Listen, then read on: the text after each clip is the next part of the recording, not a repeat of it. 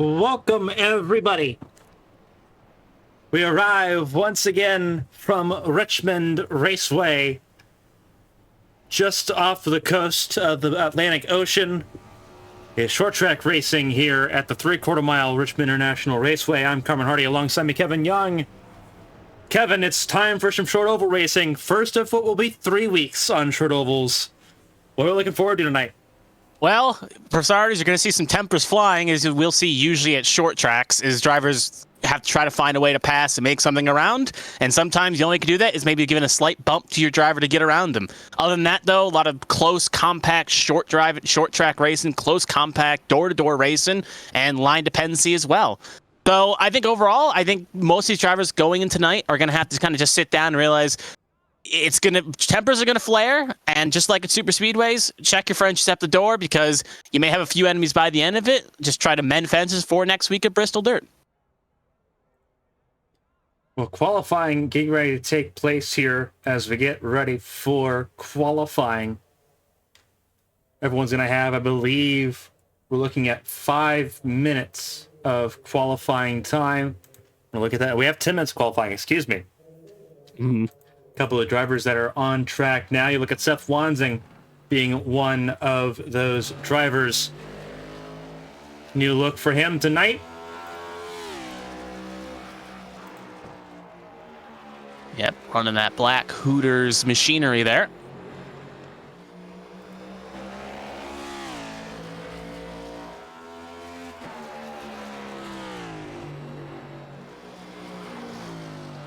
Waiting to see what his first lap's going to look like here.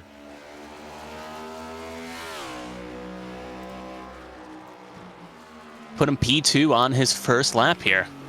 Yeah, behind Tommy Reynolds and Josh Garrison, James Kerr sitting 4th fastest. You can see that on the left side of your screen. Tom Sears went 3rd fastest. Yeah, unlike most handful of tracks you'll see at the 1.5 mile ovals, for instance, where you'll see different lines, most drivers here are going to run a high to low situation throughout the corners and try to get on the throttle as quick as they dare without the car taking a loop here. So that's going to be the end of Wansing's run as he's done his 2 laps. That's going to be P2, which will be good enough to avoid the heats with his current time, but with still at least 10 to 15 more cars set times here. It's going to be a tall ask for that number 9 to stay in that front row. Absolutely. Brandon Fetterplate's on track now. 2nd lap in the books for him. He sits 3rd. Could not improve. Look at Briley Wright. 3Chi, number 8 machine. See what he can do. Been an all right season for Briley Wright. He's been in the bit of the average pack. We saw him have that strong run at Daytona, and the rest of the weeks he's been pretty all right, running outside top 10. So looking to try to maybe get another step here to try to get himself even closer up to the front in that number 8 machine. Absolutely. Right now, first lap underway for him. You see 13 cars at lap time so far in this session. Daniel Michel went top of the board. Can Briley Wright do anything about it? First lap in, only 13th fastest for the number 8 machine. Other cars on track at the moment include Austin Burnell, Josh Gaiman, and Emma Kruger, who just set her first lap time 15th fastest for the number 70. Briley Wright, 2nd lap, up to 7th. As we keep an eye now on Josh Gaiman.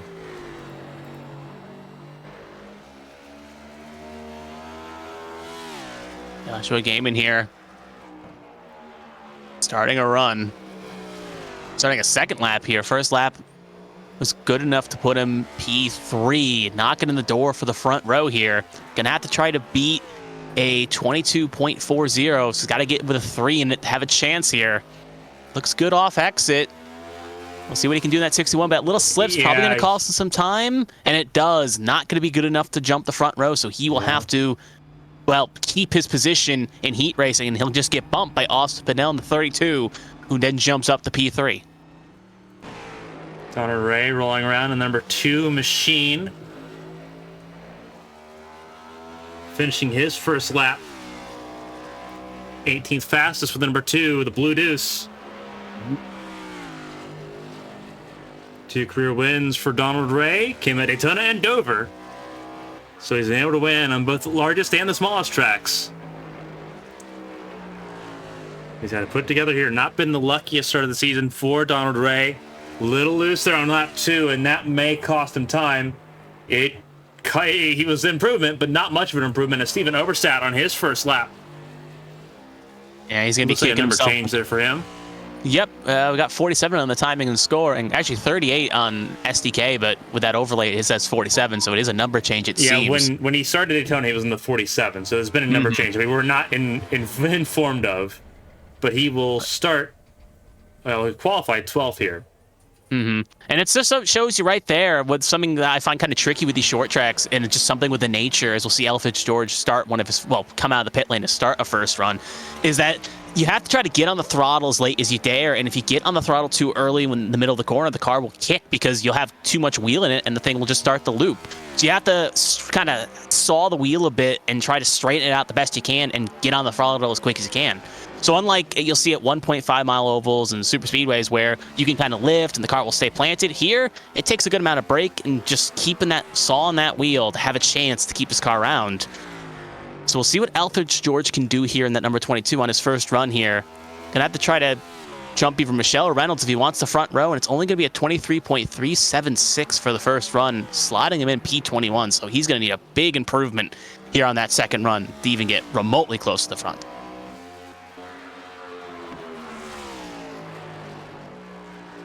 It's like a pretty slow lap on lap 2. Ooh, yep, car gets a little loose. Similar to Gaiman and similar to Austin Pinnell, I believe, had similar incidents. And cut back to Jack Mulkey here. The 27, this is going to be his first lap here.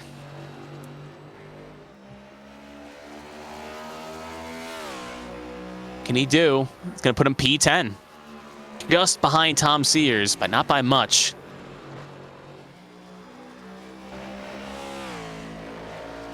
We'll get a little bit slower than the first sector here, so he's going to have to find a little extra time here in the second to maybe get a little bit closer to the front.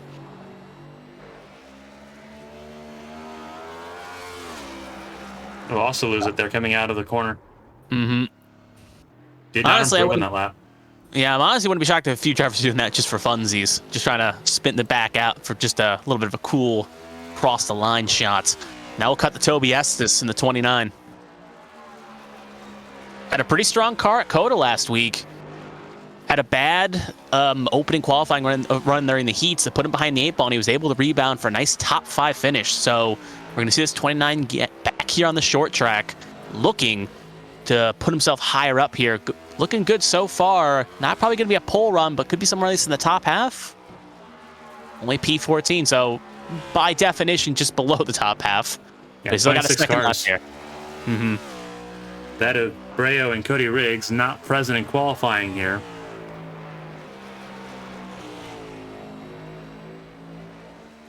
Looking good on his second lap here. Green first sector, good to the wall here. I think it's going to be an improvement. And it is. P8. Speed of the devil, and he shot up here. Jerry Breo, number 74. Defending champ. Again, already has his playoff win, locking a new paint scheme if I'm not mistaken. He's already got his lock into the postseason with the win at Daytona. And is looking to try to get a second win here. Worth noting that my memory serves me correct. No driver. That's not good. I'll have to hold that thought. He is really losing it, trying to keep it off the wall, and taps it. And that's going to compromise the first run. He's probably got to toe back to take a second attempt here. So first lap. Start. Yeah, first lap's going to be shot. So only drivers with the remaining time left of a minute 24. It's still got time to put down a second run here. But looking at the board, only drivers not to put times are obviously the 3 of Cody Riggs, who we'll see if he jumps in the next minute here. He's running low on time. And the 74 here of Breo, going to try to finish a second lap here and get it as high as he can.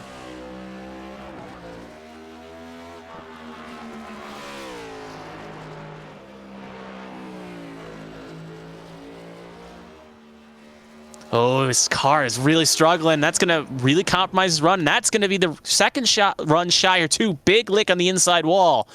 And that is going to be curtains for Brea on qualifying. He will not be able to... Well, he could come around and set a second time. Actually, no, because of the X, he will not set a time.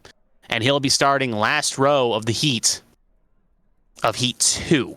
Since he'll be starting 26. And he actually just disconnected, so... We'll see if whatever's plaguing Brea, we can get back in here. Nope, we get for the start of this race.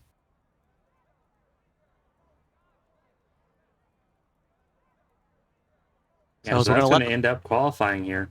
Yep, we're going to let the last 20 seconds here tick down. It's going to be Daniel Michelle and Tommy Reynolds 1-2. They will be starting on the front row, and every other driver will have to go through the heats to either improve, disimprove, or keep their spot.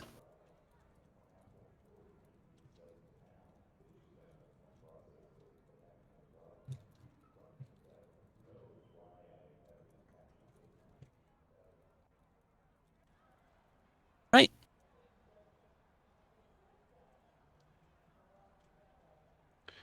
Alrighty, so we're gonna look here at the way everything looks right now. 81 degrees, the air temp, 118 degrees, the track temp.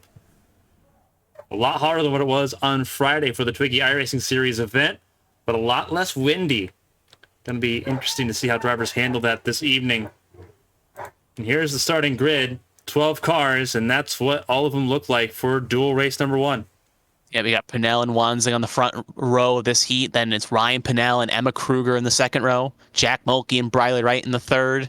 Matthew Leiter and James Kerr rocking out row 4. Kevin Feemster and Donald Ray rocking out row 5. And Alfred George and Jeremy Breo would be row 6. But Jeremy Breo is not probably going to take this heat here, so it's just going to be Alfred George on that last row.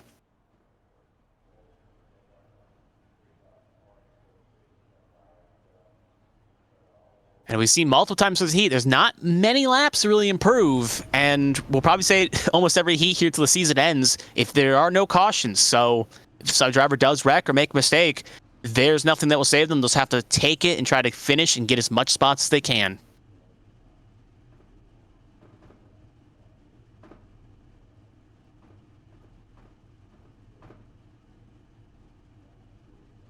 Meanwhile, Breo has been able to reconnect, but not going to be able to make this heat, so he will be starting last row of the grid for the main race.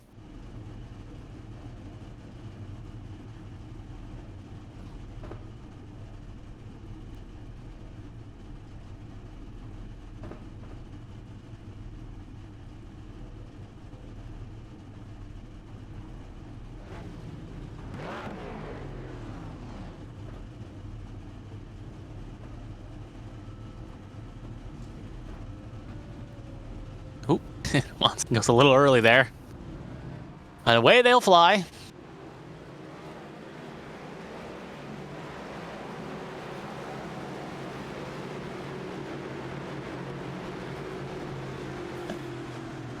Actually, it looks like Brea was actually able to make it back for the heat, so he will actually not, to contradict myself there, he will actually tempt this heat race here and try to gain spots. So that 74 is back in the hunt.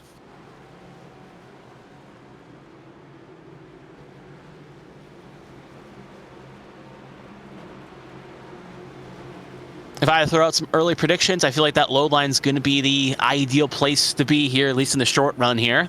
We'll see. Obviously, passing lane probably inside, but some drivers can make a pass around the outside. So we'll go around one more here, as it's 2 laps on pace cars. Wanzing getting a little bit preemptive there.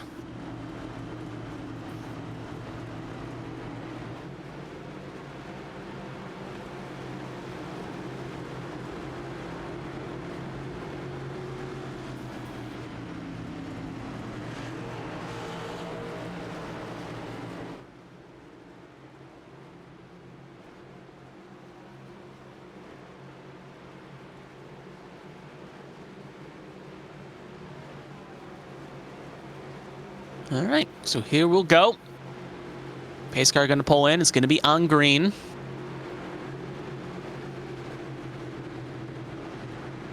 Pace car takes the hard left.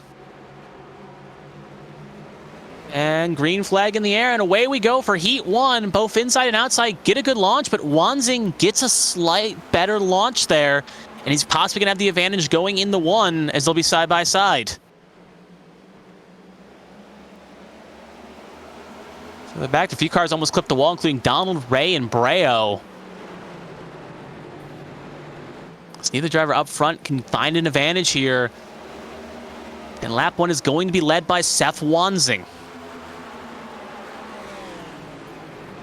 The only downside is being on that high groove is going to burn the tires up just a hair more than on the inside. So, again, Wansing just hoping to clear or make a move here to get ahead. Kruger was able to get around Pinnell for third. So that 70 position is going to be up the third position. Look to maybe attack whoever loses this battle for the front row.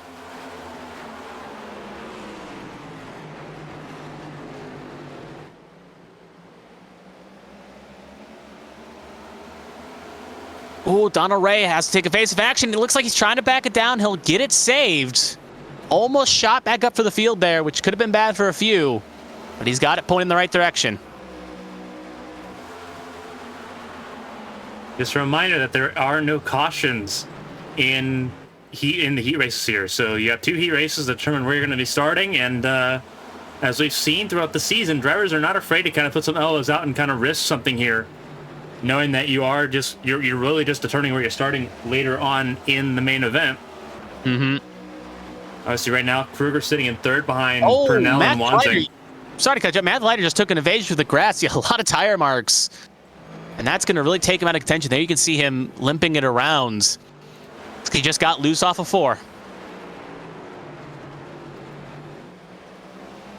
Kruger again sitting third, trying to chase down the 2-time series champion, Seth Wansing. But yep, just to confirm, it is for all races on the calendar. Every race has a heat race, as obviously right now, it obviously has hindered Matthew Leiter, as right now it's looking like he'll be starting on the last row of the grid, while Jeremy Breo, who was in the last spot on qualification, is now up to P8, so that's going to be an improvement. So it does allow drivers the opportunity to maybe gain or lose spots, depending.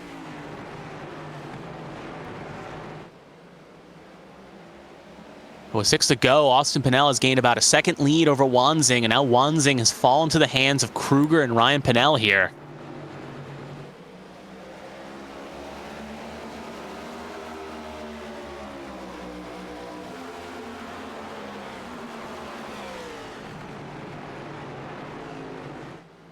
Thing is, with being a heat race, drivers are willing to get aggressive, but as Kruger does smack the wall there, just a tad. But you don't want to get too aggressive, because if you show your hand early, you may end up being on the receiving a bump during the main race. So you got to be respectfully nice. I guess keep calm and carry a big stick.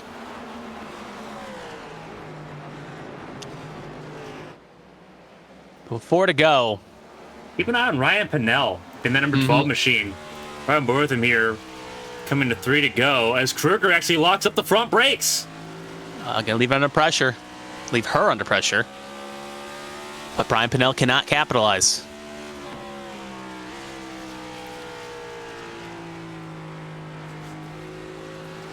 We'll look a little bit back at Mulkey in the 27. Pretty well really fanned out there as Kruger once again locks up, coming to 2 to go. Hopefully she's not burning up her tires too much here. That's something you got to really be cautious of, especially on a short track. I guess the other question is, how aggressive will Ryan Pinnell be here for possibly a 1 row better starting position? With the lockups Kruger's had, it's opened the door for the 12.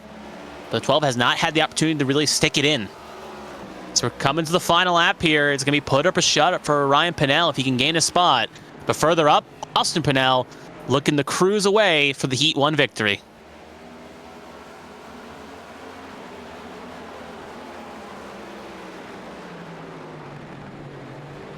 And coming off of 4, as we watch the end battle here, Austin Pinnell just crossed it. He will win the heat. Brian Pinnell will not have enough to get any higher, so it's going to be Austin Pinnell, Seth Wansing, Emma Kruger, Ryan Pinnell, Jack Mulkey, your top 5. But just a good dominating performance there by Austin Pinnell. That is definitely going to help him when when the main race happens in just a few laps, a few minutes, 10 minutes time. Thereabouts. And you'll notice as we pull up the information here top of your screen, 81 degrees still the air temperature, but the track temperature is already fallen 11 degrees just from qualifying in Heat 1. It's already beginning to fall. That's going to be interesting to kind of keep a hold of going into this. Just seeing how much all of that changes and it evolves going into this event. But that's how everyone's going to have to kind of deal with it. 24 cars having to go through the heats, 2 heats of 12, and then the front row, which were locked in qualifying. So Josh Gaiman and Brandon Fetterplace will be in the front row, but here's the 12 cars that you'll see really battling it out and duking it out in this second heat. Yep, as we'll see here, it's going to be Joshua Gaiman and Brandon Featherplace rounding out the first row, with Toby Estes and Tom Sears in row 2, Bren Roberts and Stefan Oberstadt in row 3, David Wright and Dustin Painter in row 4, Jonathan Holmbrink and Joshua Garrison in row 5, and Brian Rupert and Cody Riggs will round out row 6 here for the 12-car field in heat number 2. So this will decide, as we saw with heat 1, that will decide the starting positions for the inside line. Heat 2 will decide the positions for the outside line.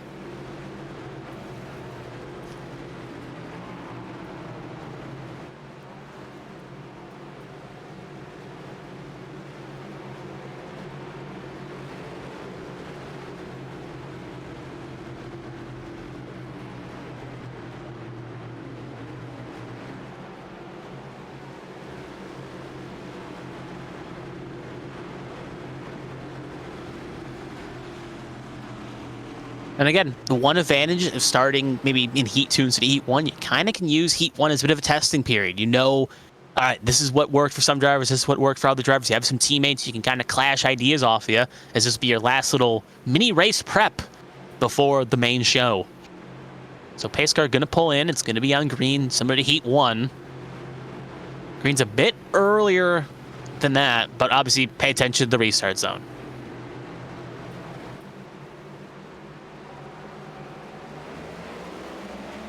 Green flag in the air, and away we go. Unlike the last Heat 1 restart, it looks like Joshua Gaiman gets a better jump the inside car than the outside car.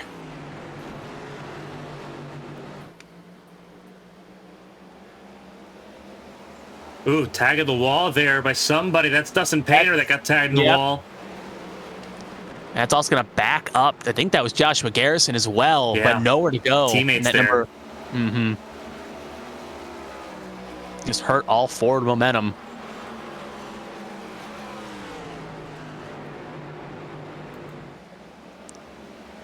You can see there, I think that's the 38 of Stefan Oberstadt stuck on the outside there. Going to get back in line, but looks like a bit of a train's forming up here. And you're going to see that, like, these small little races of 12, it's a lot easier to kind of get into a rhythm and get into a line. Reminder, there's going to be 26 cars in the 200-lap race coming up here in, you'd say, about 10 minutes' time. It's probably going to be under that. But there's going to be more than double the field that what these drivers are dealing with right now in these heat races. And everyone something has else a chance to look at it. And also something that you won't have much of a practice with in these heat races as you do in the main race, lap down vehicles and machinery that going obviously a lap down. As the pack goes faster, they'll catch up to cars and maybe cars off sequence of pit stops, and that will make it so it may be a bit harder to pass and allow opportunities for cars to catch up with optimized lines being taken out. We do see a bit of smoke there as a lockup occurred. But right now, it's still up. As we see this battle, I think that's David Wright here in the back with a 38 of Stefan Oberstadt just kind of riding at the end of this little train. But up front, it's still Joshua Garriman, but Toby Estes is keeping him honest here, not allowing him to get too far away.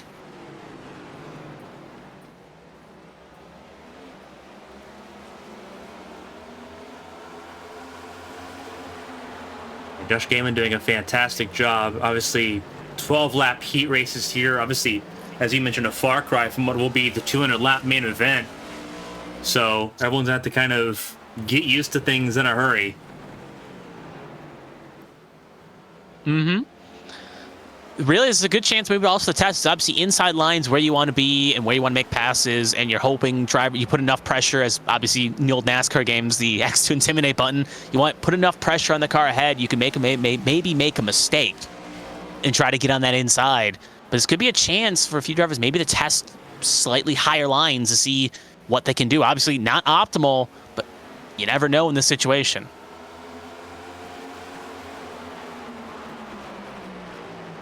And everyone's doing a really good job. You can see Bren Roberts there trying to hang on the outside there. Almost tips the wall. No, that was Tom Sears, sorry, making him possibly a move around Bren Roberts. And he'll have to tuck back in line. A big battle forming for 5th here as we're coming to 3 to go. 4 to go, I should say.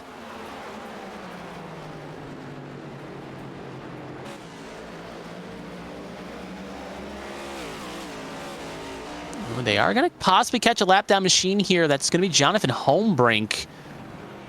Looks like he'll be okay, and they won't get to him too quick, but he could be a thorn in the side. But I would assume he would pull off if they got close. As we hit 3 to go here, Joshua Gaiman just going to try to run a smooth, consistent line here and not leave the door too open for that 29.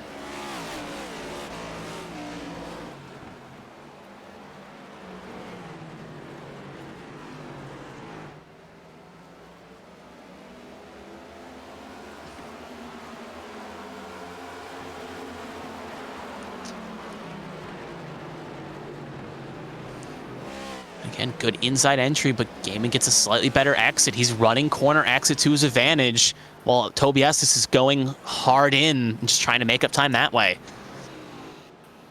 As we come to the white flag lap, we're going to have to see maybe a desperation send from Toby Estes, and if he does make a mistake, it could open the door for Feather Place to take second. Which it looks like that could be a chance here, as Feather Place has got the nose in.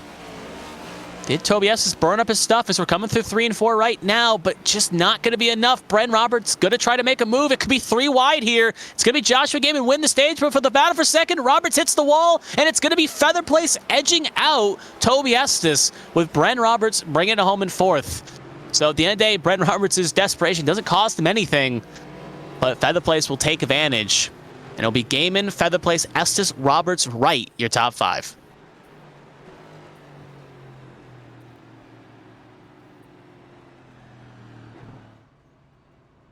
As we're just waiting for Jonathan Holmbrink to cross the line one more time here, and there we go.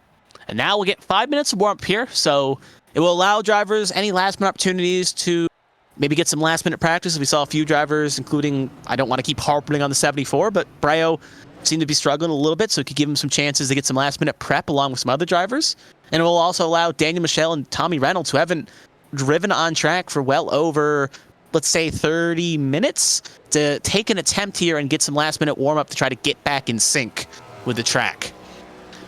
But if you're around here right now, this is a good opportunity if you want to get a drink, use the bathroom, do whatever, as the race will be starting in 5 minutes' time.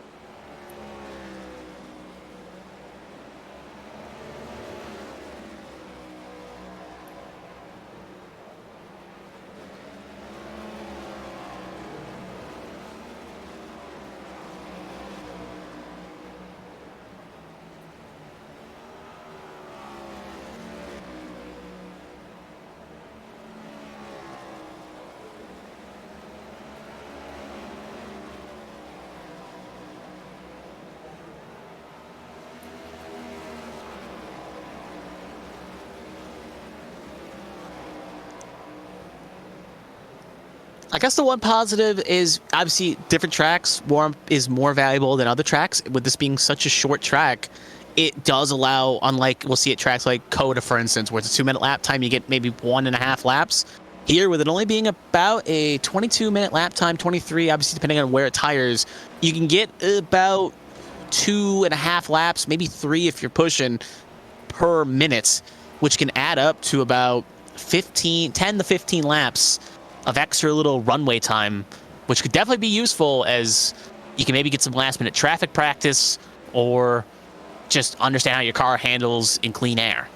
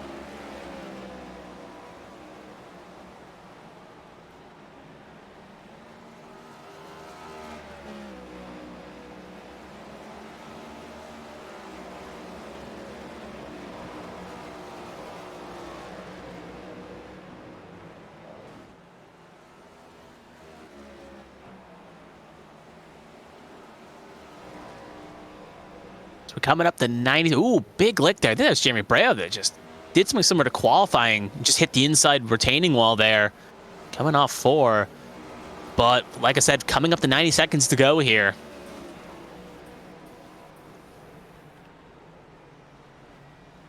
It's going to be an interesting race as we start the short track swing of the calendar.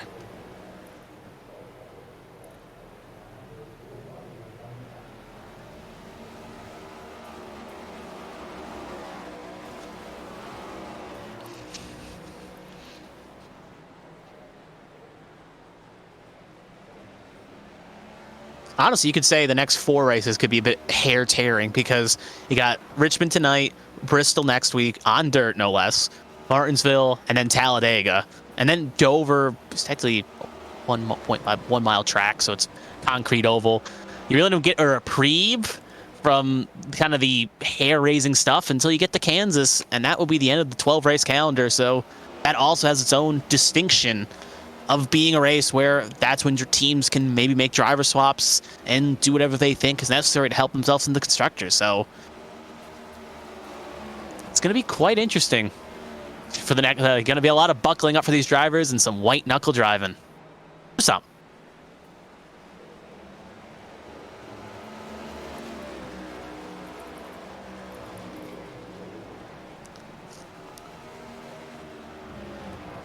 And that will be it for the session. Reynolds and Painter the fastest, but practice times are not indicative of race pace. But Tom Reynolds leads off what he did during qualifying. We'll get stay in the front row as Mulkey brake checks the wall there.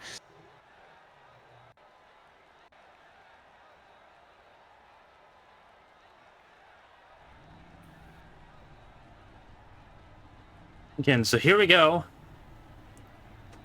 This is again what Richmond looks like here. 3/4 of a mile. Track temps not changed too much since Heat 2 began. So a little bit of consistency there.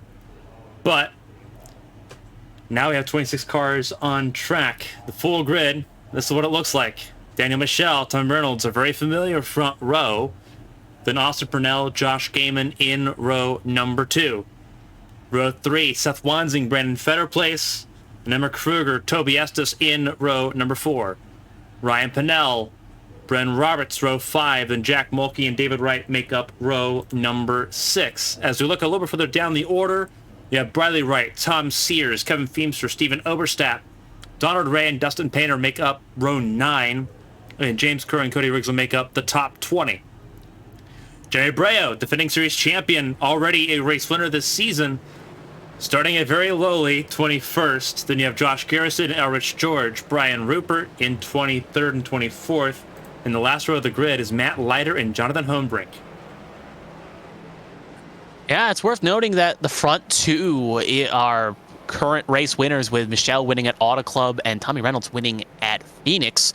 And then after that, from 3 all the way to 10 is drivers looking for their first win this season. So you got a lot of hungry drivers looking for the first win to maybe give themselves a break to the playoffs, while first time winners, but I'll say drivers have won so far this season, looking for their second win and become the first driver to win 2 times so far this season. No driver has done that yet.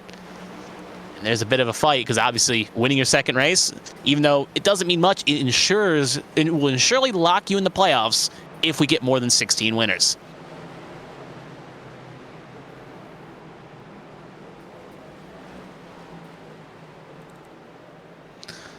And just in case for viewers at home, stage breaks will obviously remind you when they come. They are going to be lap 60 will be the end of stage 1.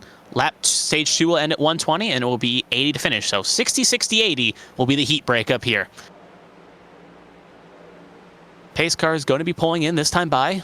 It's going to be on green, and it's going to be Daniel Michelle and Tommy Reynolds locking out that front row.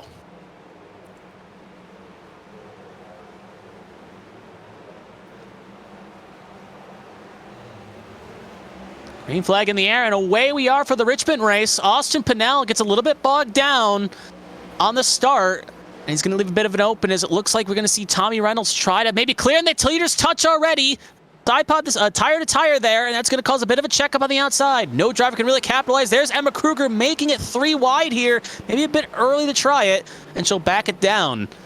It's coming off lap 1. It's going to be Tommy Reynolds edging out Daniel Michel and will lead the first lap.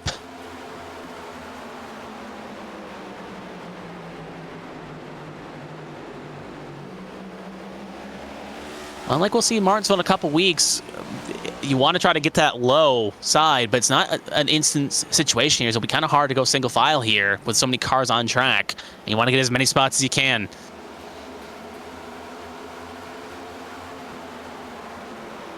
Kruger again keeping it honest, trying to run a little bit lower groove, just to maybe let the car ahead there of Steph Wanzing know that she is there and ready to strike if something happens.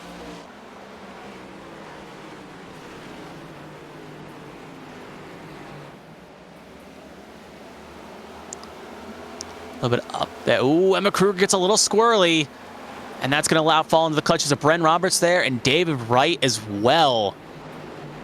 So they'll make moves to try to get around her and just get it, keep it pointed right. But so far, that 70 machine is not going in the right direction.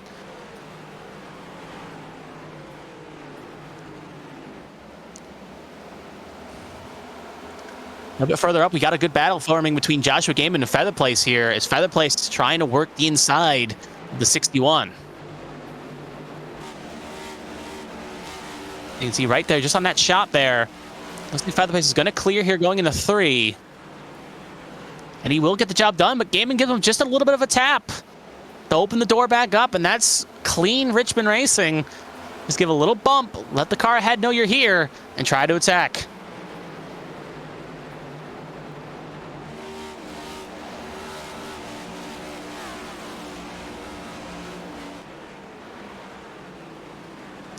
So it looks like it's going to calm down here, at least in the bit. Squabbling for 4th has allowed the top 3 to kind of break away. We stay on board here with this shot here with Seth Wanzing. Toby Estes is kind of keeping him honest. Okay, nice onboard shot here. 2 championships to his name. Trying to make it a 3rd one by season's end.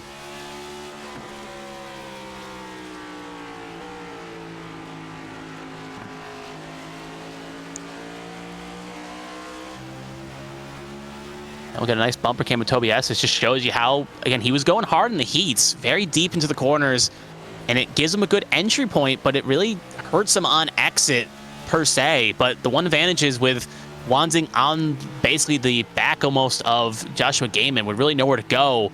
It is checking him up, so what it will allow is you can see very close there. You can almost see the rear diffuser with how close he's getting that 29.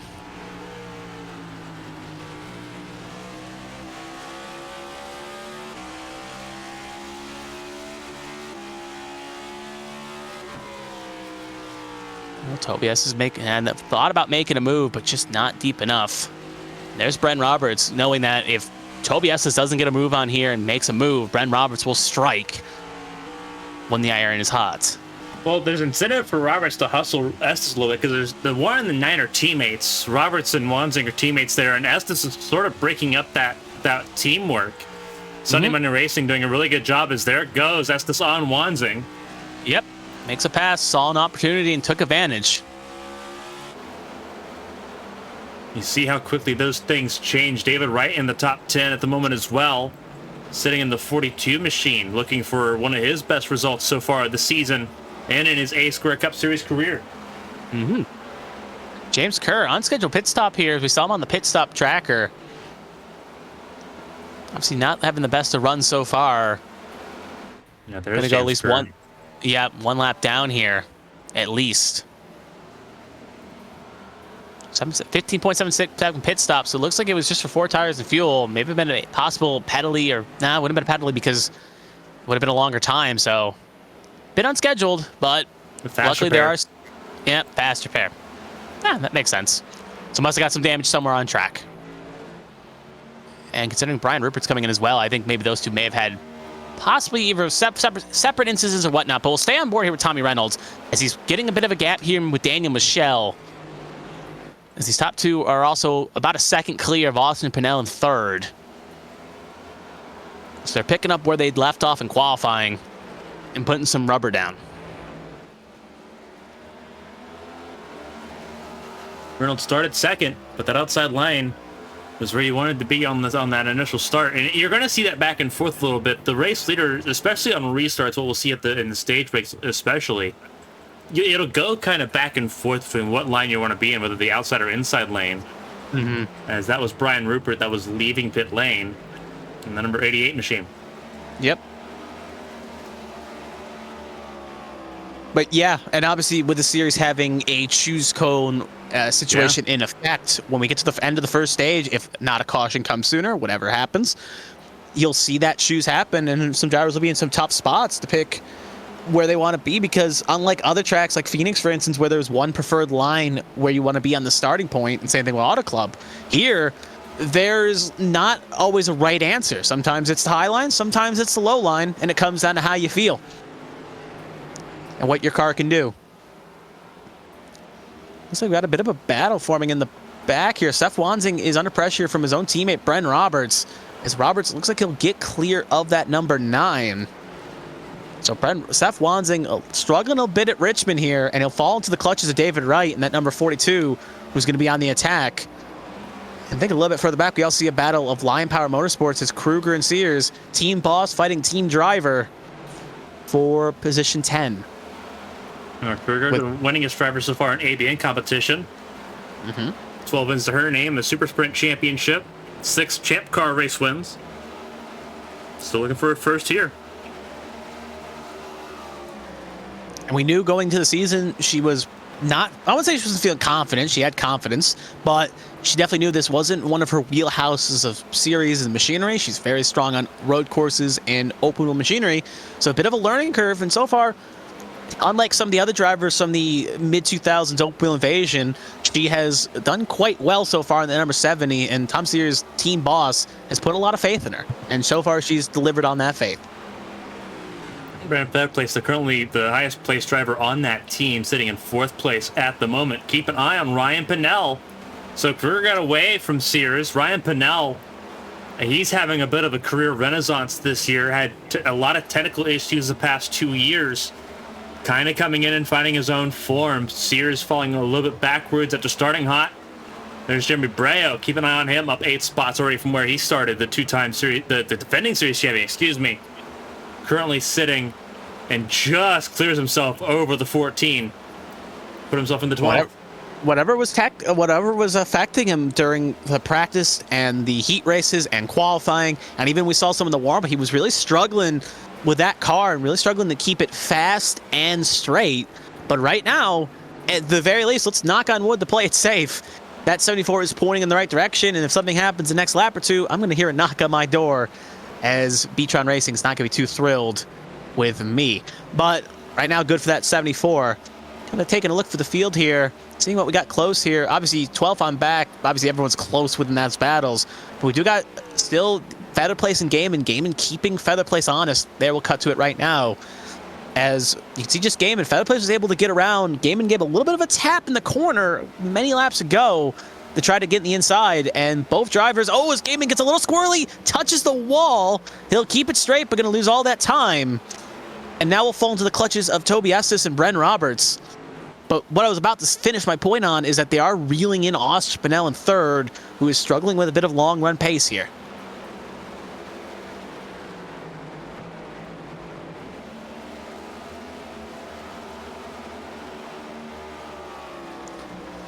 Working very hard, trying to get all of that stuff to come to fruition.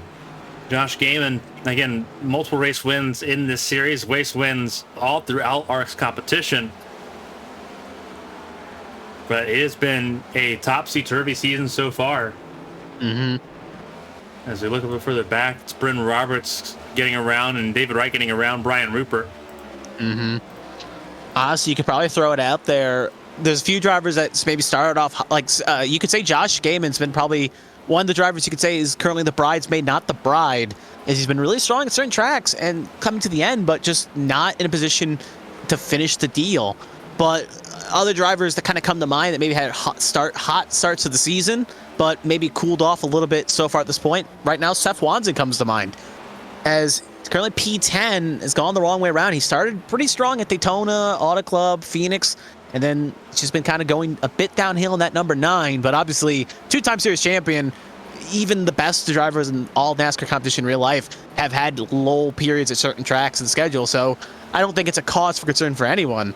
But it's just worth noting right now as we see Roberts and Wright still watching board with Roberts and Wright, as Wright trying to maybe make a move here to get 7th position away from Roberts. He'll actually stick it on the inside here and try to get a run.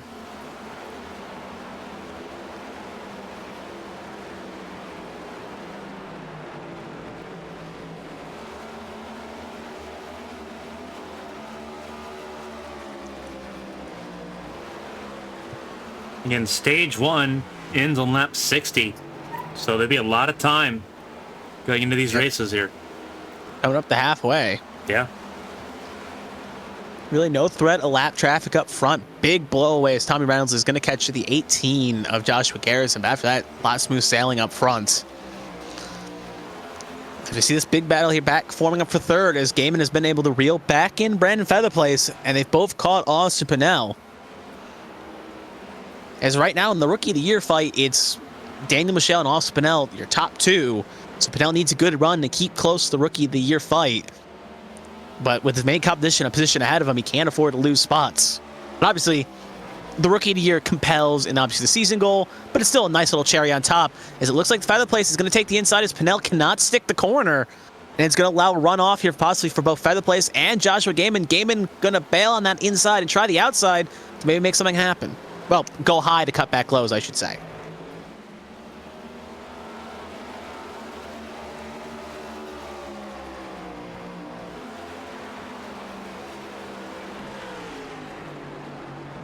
I will say this, at short tracks, as you'll see, this is kind of a good testing ground to know whether or not you're good at saving tires or not. I think Daniel Michelle did. Got a little squirrely coming off 2. Keeps it straight, though. But to kind of finish my point here is that, you know, it's good to kind of test tire conservation and knowing how long you can get out of a run, because short tracks eat up tires kind of aggressively, and it'll kind of be a good test to know if you got what you can take to get to the end of a stage in a pit window with still some rubber left, or if you may struggle. And right now, Tommy Reynolds is definitely a driver that knows how to take good care of his rubber, while maybe someone like Austin Mel is struggling a bit.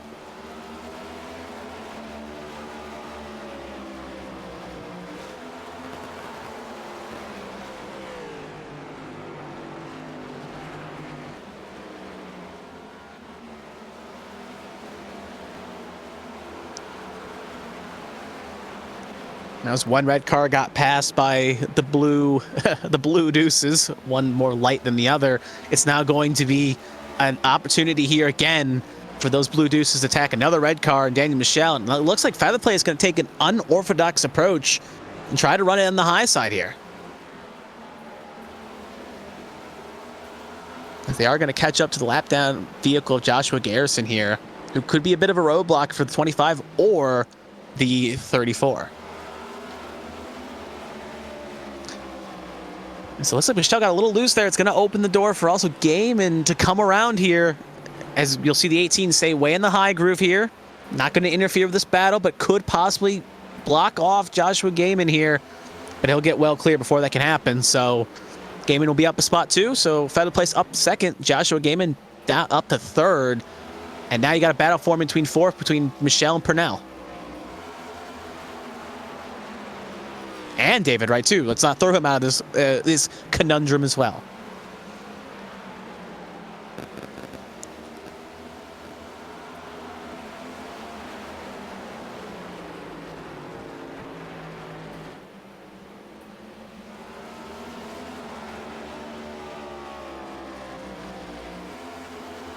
Do got a maybe not the most entertaining battle, but we do got something kind of forming up here between the two, Donald Ray, Jeremy Breo, and I think Dustin Painter. No, that's actually James Kerr's lap down machine.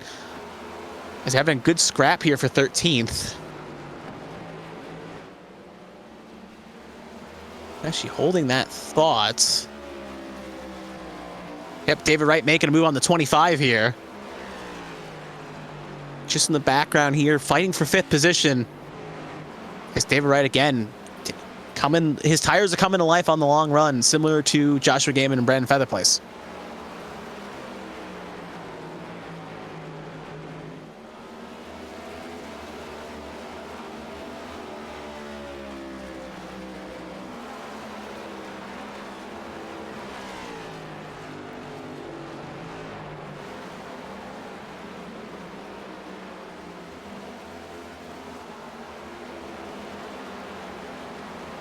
at least maybe the saving grace. I don't want to keep harping on the two of Michelle and Purnell, but the saving grace is they do got about a second gap to Bren Roberts. So, and with about coming within 20 to go to the stage, they're kind of just trying to maybe hang on here and get to that pit stop window. And there's Bren Roberts. As that, Bren Roberts is ahead of Emma Kruger, who's currently ahead of the lap down machine of the 88 of Brian Rupert, I believe that is. And then there's Toby Estes trying to reel in that 70 machine.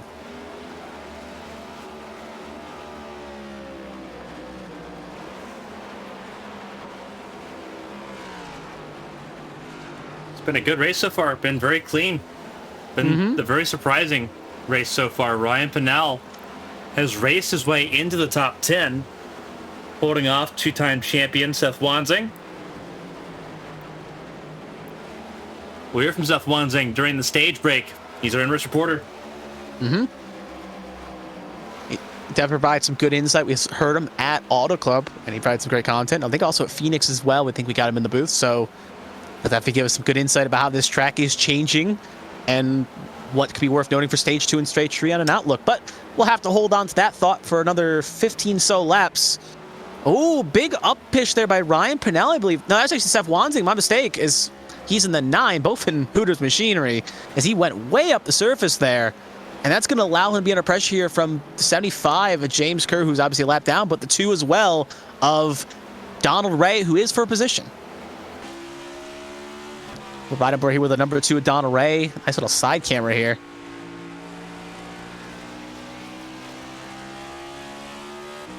It's always fun to see the angles you bring out, Carmen, for the weekend. Is that brings a nice little bit of a nice little realism to it. We're working on different packages. This is this was our 1.0 package, so it's fun seeing some of these angles. We got a couple angles that'll be pretty fun when we get to places like Darlington. Ah, nice.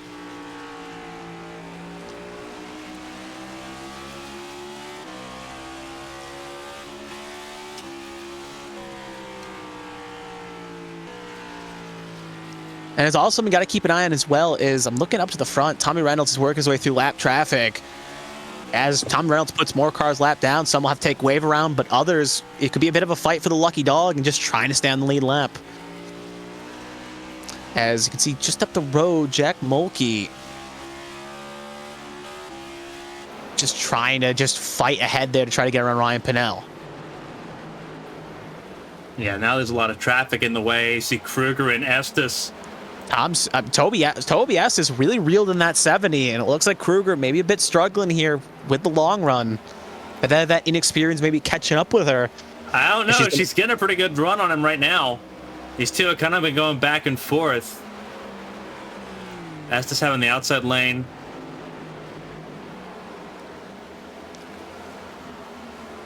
Kruger's still learning a lot. And as both Kruger and Pinnell stepped out there, coming to 11 laps to go in the stage.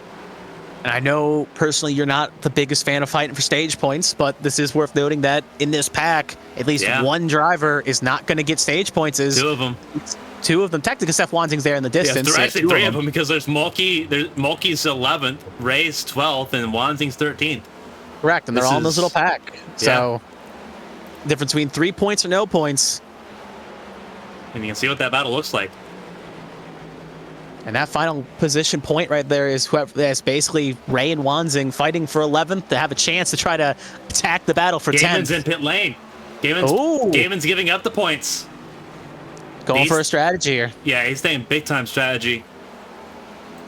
There's Josh Gaiman in the number 61. I don't hate the call per se. He's going to go one down, looking to take the wave around per se. But we'll have fresher tires. Odd strategy choice, but we'll see how it plays out. Mulkey's charging through now. He's up to the 8th position. As Kruger now beginning to kind of get swallowed up, but so is the 29 of Estes. Estes is not pulled away. No.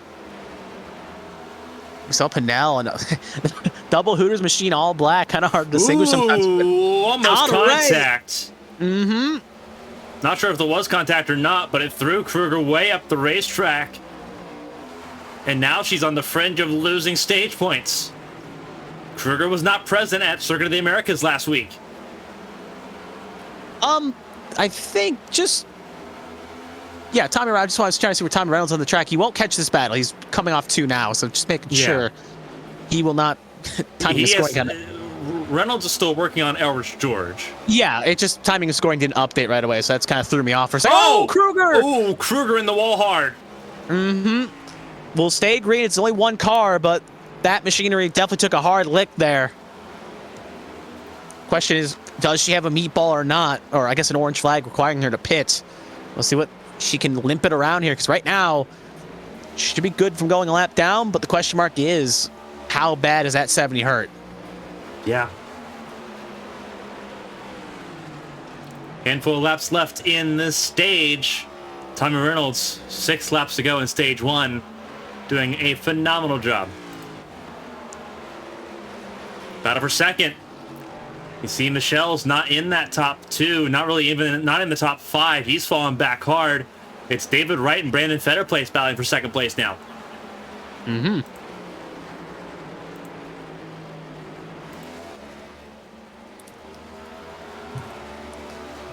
It's coming closer and closer to the stage here. Yeah, David Wright's took an advantage. And we saw him kind of in the outskirts with about 20, 25 to go of these 2 cars. We thought he'll just be a distant car, but he really wants a chance here to get some good stage points, and he feels confident at number 42. Like a rocket ship, if you will.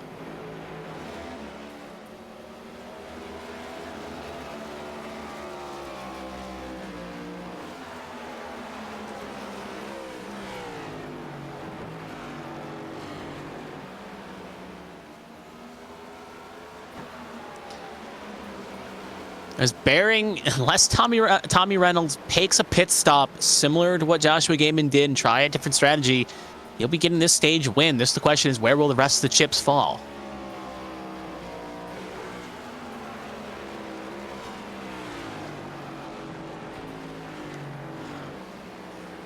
And we know it's been a bit of a few bad weekends in a row for that 34 Feather Place. Looking to finally try to turn the ship around here. Get a strong run here. 2 to go in the stage. Pit lane is now officially closed, so no drivers can make any pit stops.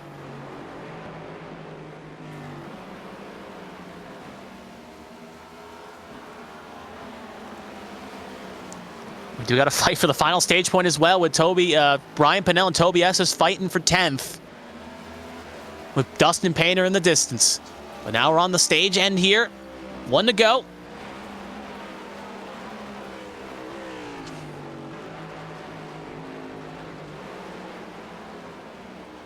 Looks like Wright will hang on. Tommy Reynolds is going to come off 3 and 4 here. He will cross the line, winning on the stage. And that will freeze the field. Oh, it's going to be Wright, Featherplace, Purnell, Michelle, Roberts, Ray, Mulkey, Wanzing. Toby Estes hangs on and gets 10th.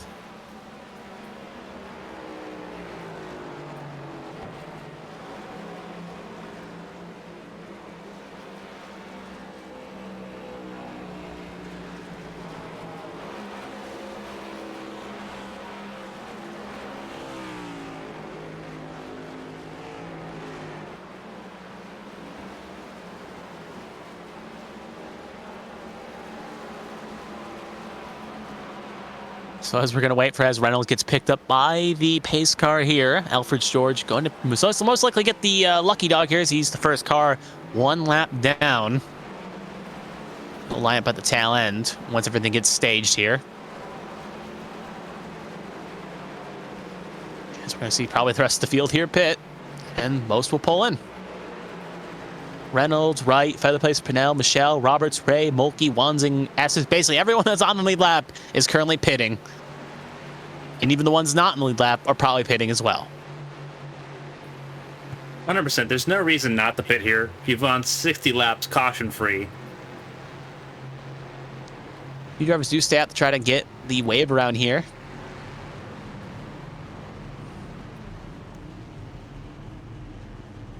They will not be able to make a pit stop, though. So, pros and cons. Hoping for maybe a quick caution. And away we'll go. We already see a few alternating strategies. I think Purnell gets out first, if I'm not mistaken. No, Tommy Reynolds gets out first. With the 34 feather place, right, and then 32 of Austin Purnell will be your top 5. Looking at the times, everyone obviously took tires. His tires are important. You're not going to see any alternate strategies here. Maybe within 10, 15 to go, someone may be daring enough to try something. But bearing, if we go green to the next stage, when we get to the next stage, we're going to see another 4-tire pit stop as well. Well, while we're under caution here and we're going through this cycle, we'll talk to our in-race reporter, Seth Wansing, and kind of see what's up with him. 9th place in stage 1, got some stage points out of it, but not seeming super happy with how that car is set up at the moment. Seth, this is Carmen from the ABN booth. You got a copy? Hey, Carmen, I got you. Alrighty, it was an interesting opening stanza there. Obviously, 9th place in stage 1. How are you feeling, and what did you all learn there from the first 60 laps? I feel okay. I don't feel great about the race car right now. I feel like where I'm at is probably where I'm going to run unless I figure something out here. I like the long run speed, but I lose too much on the long run, Carmen. So we'll see. The Hooters Midwest Barbecue 213 somewhere Chevy is decent. We'll keep trying to find a rhythm here and try not to lose too much track position on the restart and see what we can do here. Obviously, we've seen how these restarts have been. Obviously, choose cone in effect here. Were you feeling more comfortable on the inside or the outside lane? Definitely the inside, but I'll take the top here if it presents itself. Well, Seth, obviously a good team effort so far. Team all over the place, but all in the top half of the field. So we'll let you get back to being with your team here and see how this second stage plays out. Thank you, Carmen. Now, Seth Wanzinger, in-race reporter. We'll talk to him again at the end of stage number 2. So choose cone in effect here. While we were talking to Seth Wansing, drivers came around and took the choose.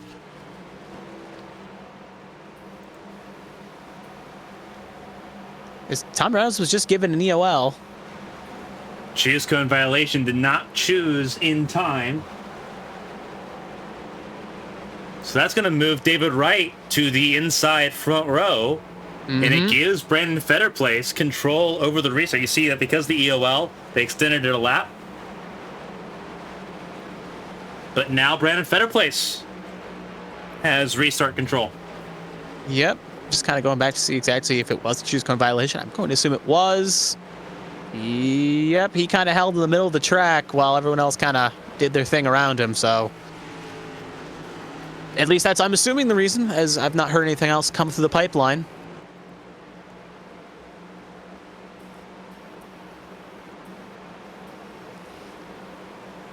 So like you said, it's going to be 34 feather place. He is going to take control here. And he will have control of when green occurs.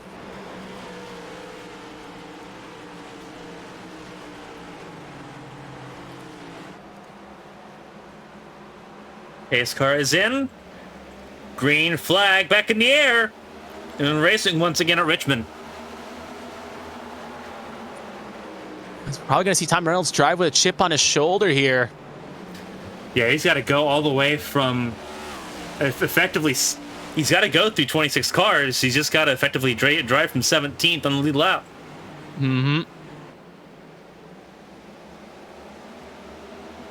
Fetterplace gets clear of David Wright. David Wright had a really good long run car, but did not have everything on the short run that he needed. See if he's dialed that in a little bit. Purnell and Roberts will hassle him a little bit. Yeah. You're going to definitely have to maybe change his driving style or change how he attacks, because that's something that will be up to his detriment. Big move there on the inside. That's going to cause a spin. Thought that would have been a caution as 2 cars were involved. He got an accident also on the front stretch as well. Purnell, Jack Mulkey avoids it, and that will trigger a caution. Yep, there we go. So we had 2 kind of separate instances forming up there. One with, I think, Wansing, and the other one obviously with Austin Purnell there on the front stretch. And that will be our first, technically second caution of the night, but first one that isn't a stage.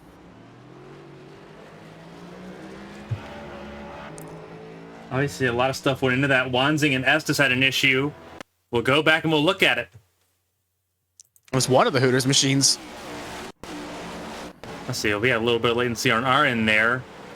Oh, Wanzing just got sent in by Donald Ray. Estes wasn't really even involved in it. He came to a stop and let Seth Wanzing do his thing. So really good avoidance there by everybody. But as soon as that happened, coming out of turn 4, Austin Purnell had an issue. And it's going to be interesting kind of seeing how this one unfolded. Ooh, yep. Got a little touch by Bren. Yeah, had a little help. Mm-hmm. And we'll go on board here. We'll actually go on board with the one of Bren Roberts. Kind of right on board with him here. Yeah, first replay, I thought it was going to be maybe just Purnell got a little loose. You can just see just a tap on that black-ass corner panel, and it's already hard enough to sometimes keep this car straight, coming off a straight like that at Richmond, and thing just went the wrong way. It's also important to know that because these tires have the smaller tire profiles, the smaller sidewalls, there's a lot less give. We've talked about so much when these cars do get a certain amount of unsteady that they just go, and that's what that looks like. That is case in point what that looks like. And like the Gen 4 that we'll be seeing on Wednesdays beginning in April, beginning literally later this month.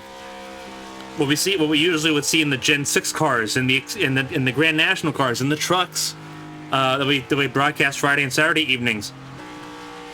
You can kind of get away with a little bit of contact and get a little bit side happy in that tail slap. You don't get away with that here in these cars. They're just not that friendly because there is that there's less forgiveness, there's less slip angle in those tires, and that's what we saw there. And we'll go back and kind of look at what drew the caution. The caution was drawn by Wanzing. Yeah, because that was two cars. This is what Toby Estes would have seen. He saw the send, and he knew he wasn't going to be able to do anything about it. But Seth Wanzing did a really good job of just not tagging the wall there. Mm-hmm. Yeah, good avoidance. But now in pit lane, Better Place leads the way. So we got 2 degrees, so we're going to see Chooseco next time. Obviously, no driver, I think, since we had such a short run there, no driver selected to come on in and take tires. Lucky Dog, I believe, trying to figure out who it may have went to in this situation. It would have gone to Kevin Feemster. Okay, Feemster, okay.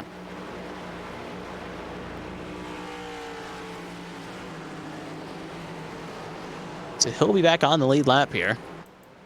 Yeah, we got 18 cars lead lap. Matthew Leiter will be the next driver in the free pass position.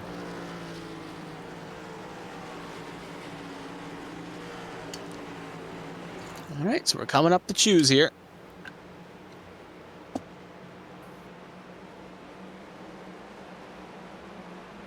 So you can see Feather Place get very low there. Does not want to have a repeat what happened with Tommy Reynolds. Right going to go high. So a bit of a reversal of fortune from what we saw, obviously without Reynolds' mistake. It's going to be the flip or the reverse of what the front row was after the last restart, with now Feather Place on the inside, right on the outside, and then Roberts and Mulkey row 2.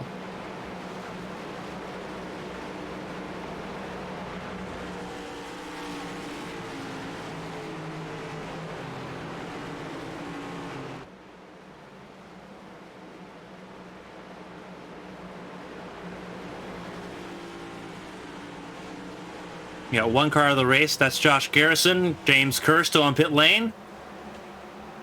19th through 24th, a lap down. Green flag back in the air. And away we go. Great restart from Feather Place, which is kind of understood with iRacing. And Roberts will also be able to clear David Wright. So the inside line timed it to perfection. David Wright a little bit bogged down. And he'll have to slot in the third. With Donna Ray and Mulkey, it's basically 2 abreast from 4th all the way back to at least 16th.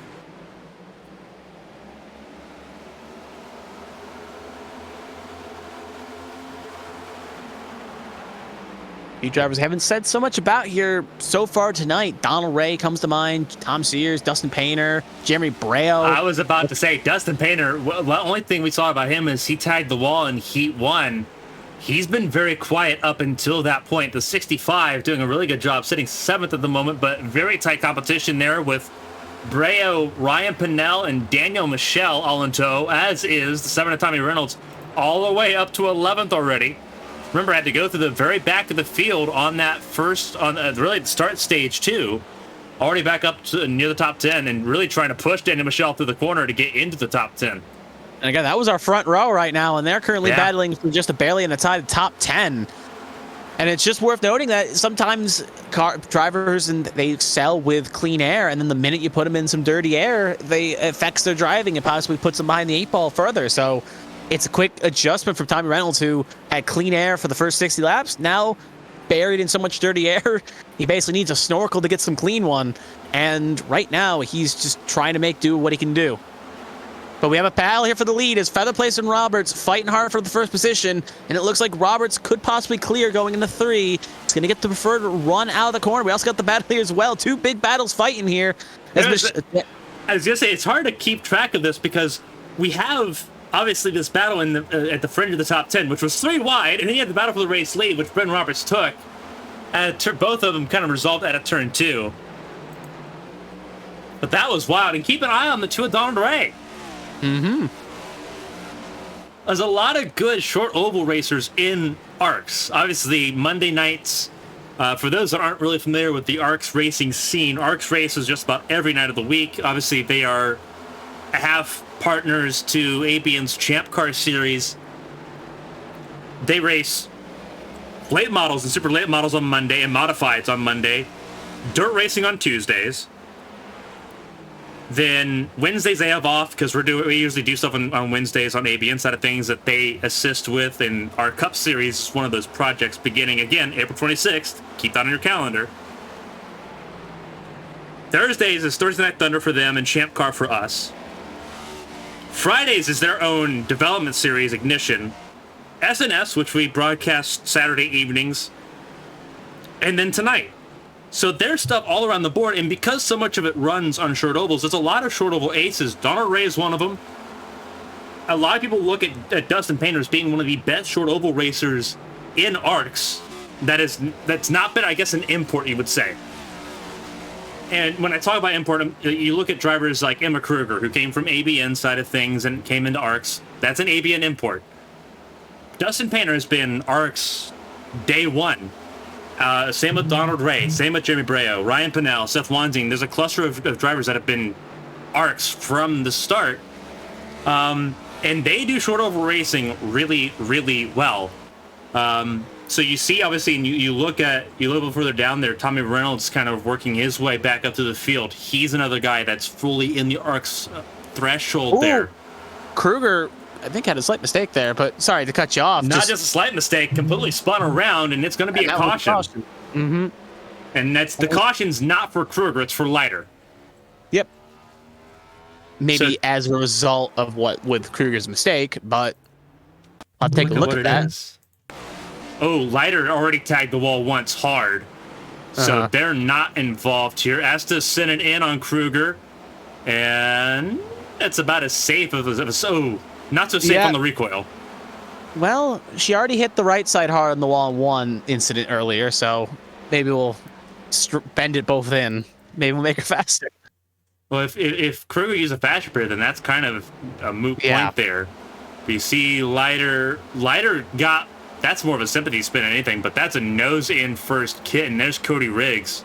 Nowhere to go. Not 3. Yeah, so there's the caution there, which is the third one of the night, second for an incident. And for Leiter, he was the first car a lap down, and now he's down in 24th position. Mm-hmm. So Bryler Wright's going to get the lucky dog, put him back on the lead lap.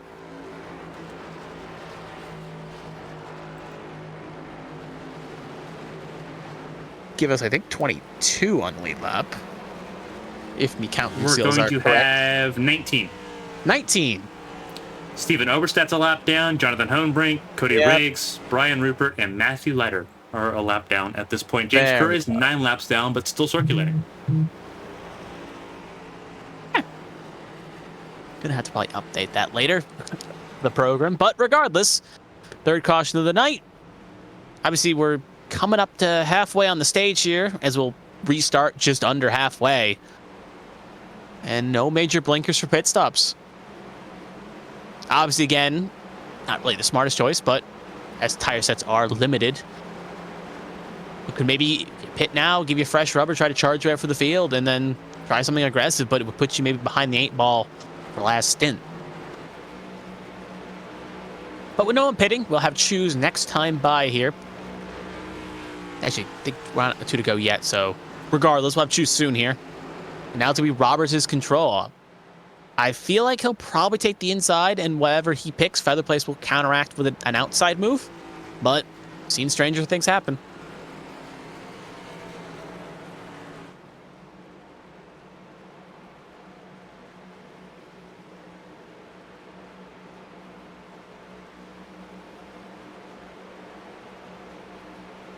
Yep, because now we've hit 2 to go, so choose will be next time by.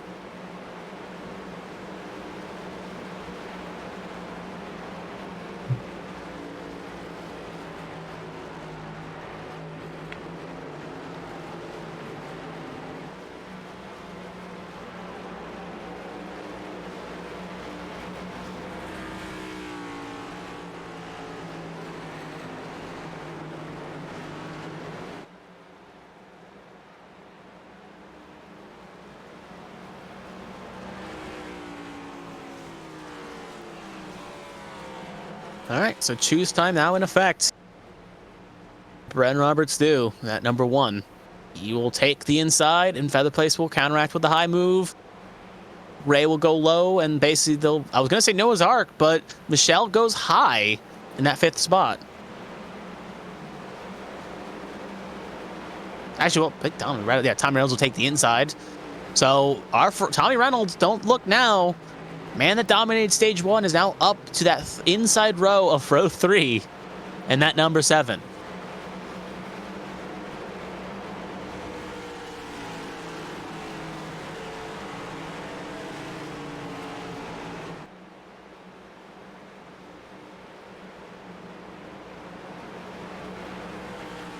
It's going to be on Robert's control here.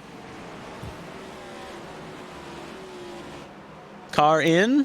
As we enter the Geico restart zone, and away we go. Bren Roberts gets obviously a good jump, and that's going to allow the 34 to kind of jump in, but the thing worth noting is Donald Wright did not get as going. That's going to leave him 2 abreast, fighting for 3rd. There's a chance Breo could possibly clear his way in, take the inside here, and he will do it, and now taking a chance to attack. And we almost got 3 wide here, fighting for 2nd.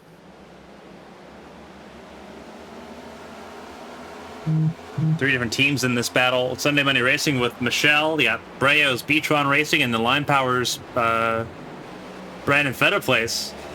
And they're all chasing another Sunday Monday Racing driver with Bren Roberts there leading the way. Sunday Monday Racing has started the season off hot, still leading the constructor standings and looking to kind of further cement that lead. They're walking out tonight with a bigger gap if things obviously were to hold, but still obviously a long way to go. Not even at halfway just yet. We can see a move here fighting as Tommy Reynolds going to have the inside line, the 74 of Breo. Doors left open, but he's not going to get the run per se. And we'll have to re-gear up for another attempt here. Presumably going the 1, as I think Lighter may got a light shove in the back, but we stay green, obviously.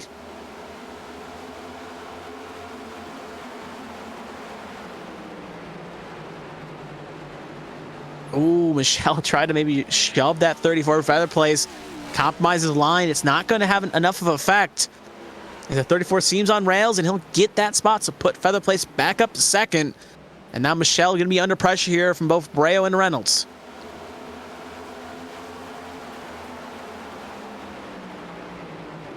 Caution's out. That's going to be a caution. And it's another one for Lighter. Lighter and it's Kruger again. Mm-hmm. And this time they were involved together, I believe. Kind of wonder what happened. We'll take a look. Yeah, we're looking at Kruger. Not really anywhere close to Lighter, so... Well, Lighter's right behind, and it's Brian Rupert that got turned. And Lighter just kind of plowed into that. It's an interesting...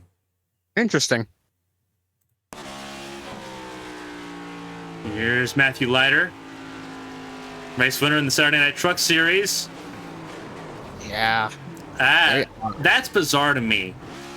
Because as a driver, like, he's already used his fast repair at this point. Why not just check up a little bit? Yeah. It's very odd. Just kind of an odd situation. Again, we'll look at this again, and we'll pause it here. All right, so we're going to we'll play a little bit of the examine the frames. So Kruger kind of sends it in. Rupert went high, but then came back down as Kruger was trying to fill the hole. And Rupert's not on the lead lap, so I kind of get why Kruger's trying to have that urgency. But Leiter can see this is developing. The first puff of smoke is here. Mm-hmm.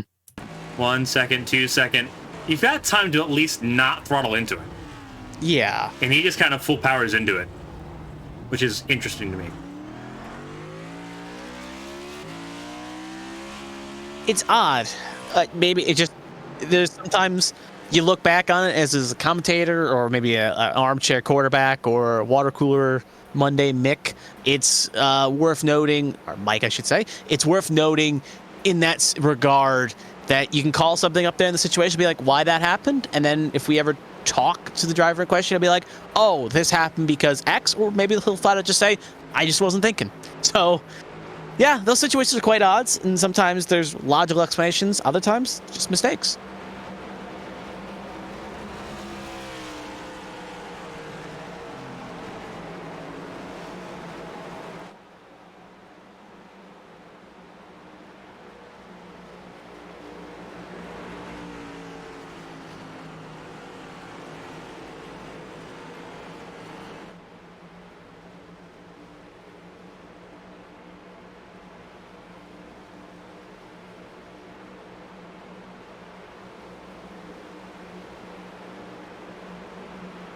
So that's going to be 2 to green here. Obviously, again, doesn't look like anyone really taking a chance. Obviously, for the cars that had to pit because of damage, they obviously took a pit stop. Ryan Rupert's pulled it behind the wall.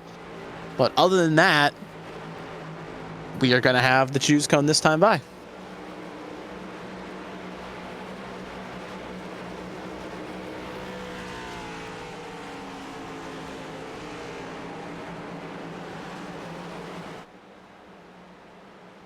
Coming to the halfway point in this race. We're ending the first half here. Again, stage 2 ends on lap 120. So we're guaranteed a caution the next 20 laps to reset for stage 3. So and the thing is, I don't want to harp on other drivers, but for the most parts up front, it's been relatively okay. It's just those last 2 cautions were incidences a little bit further back, and sometimes cautions breed cautions, but this group of drivers definitely will be able to overcome that as they ran the first stage completely clean. So just got to try to get through these last 20 laps relatively smoothly, as they would say. But Brun Roberts will take the inside, Feather Place will take high, and then Braille Michelle row 2 here. So obviously, unlike the last restart, top 6 pretty much same. Only difference is a few drivers. Obviously, Donald Ray is now high line row 3 instead of row 2, and Breo is now inside row 2 instead of outside row 2 as well. So a few different mistakes here, but pace car going to pull in here on Roberts' control in the zone, and away we go again as Roberts gets a good jump, but Feather Place keeps it in line with Breo, not allowing an opportunity to strike as they'll send it off into 1. Looking from the tower above the grandstands near the start-finish line. Roberts with a really good lunge. Keep an eye. That was Tommy Reynolds sending it in on Feather Place. Oh, Reynolds going hard here. Wants to get as much as he can here. Very hard here. Wow. Michelle taps the wall. There's just nowhere for Reynolds to go. He's boxed in. I don't think Feather Place is going to be too thrilled, especially for a stage, not even for the finish. With that desperation.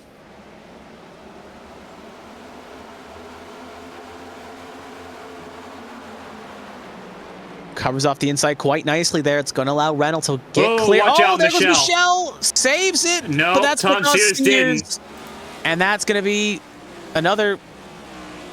Maybe it should have been a caution because Sears and another car got loose. You'd imagine, but they're going to let it play out. Sears didn't tag the wall. He was on the apron, so I can kind of see the reasonable doubt there.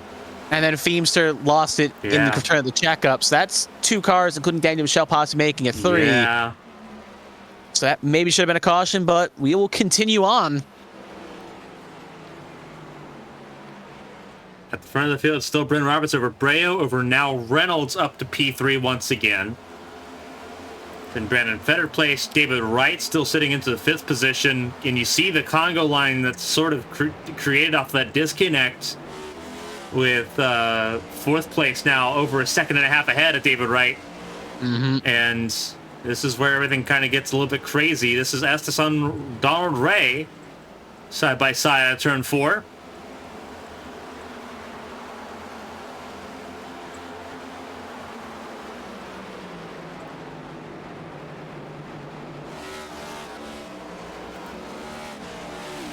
Donald Ray just holding strong here. With a raging Toby Estes on the inside. He's going to have to possibly get low as quick as he can. A little bit too high up the groove there. That's going to compromise his exit and also leave him under pressure from Michelle as well.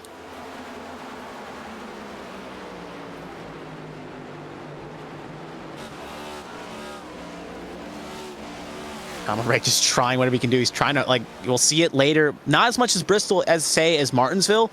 Trying to get that car low as he can. He gets an open space and he'll take it and he'll jump on in.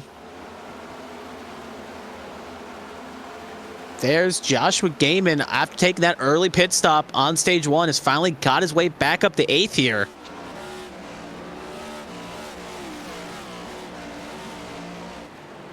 So Ultimate Strategies hasn't worked out as much as you would think, but back in at least the stage points again here for stage 2.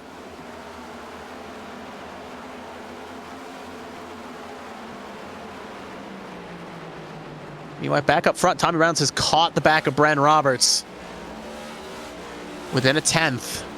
Well, 10th and a quarter there. Looking to strike.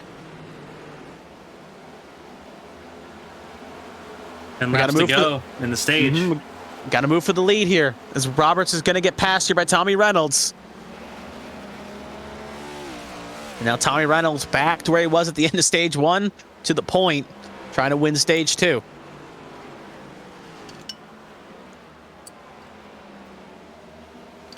Rose trying to do something that we've not seen so far this season. We've not seen multiple race wins under the same driver. Every driver so far this season has won one race. Correct. In that top 5, only 2 drivers have won one race so far this season. That's Tommy Reynolds, who won at Phoenix, and Breo, who won the season opener in Daytona. But Roberts, Feather Place, Estes, and even Gaiman and Wright, all looking for their first win so far this season.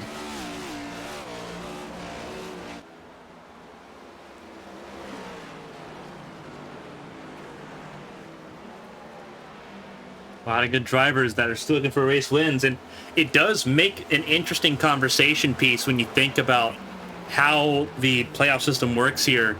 Top 16 get into the playoffs, and it's all based off of wins. Breo's got a race win, Michelle's got a race win, Withers, Reynolds, Painter, Norman has a race win, but Norman's not a full-time driver, so he's not eligible. So yeah, he essentially he took what would have been a race win away from away from Reynolds last week. Yes. And it's worth noting, if we get more than 16 race winners and full-time status, then it will be decided by points. Well, first, if anyone has more than one win, they're obviously locked in, and then the remaining spots will be decided by points. So it's worth noting that if we get more than 16 winners, stage points could come into play. So there is a reason to fight. I believe, if I remember correctly, and I'll have to clarify this going into next week as we kind of look at this, I believe the determining status, like as far as like tie-breaking situations, you'd look at stage wins too. So I believe stage wins would also matter a decent amount. Even if you don't have race wins, stage wins would still mean something in this situation. Right now, Tom Reynolds doing what he did at Phoenix, trying to go and sweep the race here. Reynolds did not do that at Phoenix. He didn't get stage 2, but he did win stage 1 and obviously the race itself there. But trying to do something unique here. Coming to what will be 2 laps to go in this stage. Ooh, as I think something may have happened with Wanzing in the back. Keep it green, though. I think Kruger maybe stopped on track. Trouble there. That's Oberstadt. Oh. Oberstadt and Wanzing going after it. Kruger's also snuck out at 2 as well. She's been stationary for a good amount. She's probably going to go a lap down here. You see her right there. Oh, and she's got a broken toe link. And I think that may have happened with something with Wanzing, as I saw Wanzing and Kruger. We'll look at the end of the stage. As we're coming to the final lap here of the stage. Reynolds a second clear. Once he crosses the line at the end of the stage, field is frozen, unlike in real life where top 10 race it out. We even got a bit of a fight forming as well for the last stage point as well. But here comes Tommy Reynolds, coming off 3 and 4, looking to win back-to-back stages, and he will successfully do it.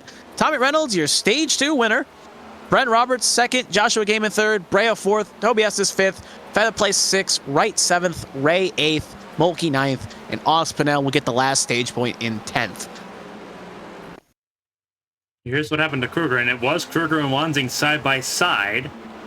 So I heard Wanzing say an apologetic, I'm sorry for what happened. Yeah, because you see what happened. He kind of just drifted up high, and Kruger overcorrection and into the wall. And then she was stationary. I thought first maybe it was a glitch on the map because she just hadn't moved in a while. But yeah, she was waiting to clear, and then toe length broken or something. And just time she got it fired back up, there's the leaders passing her. Obviously, we'll look at it here. We'll look at it from Wanzing's perspective because he's the one that kind of sent it in and got into her. And we'll talk to Wanzing here on the stage break. And yeah, he just kind of drifts up wide, oversends it a little too hot, and then Kruger just off to the wall she went. Kruger's perspective. What she sees there.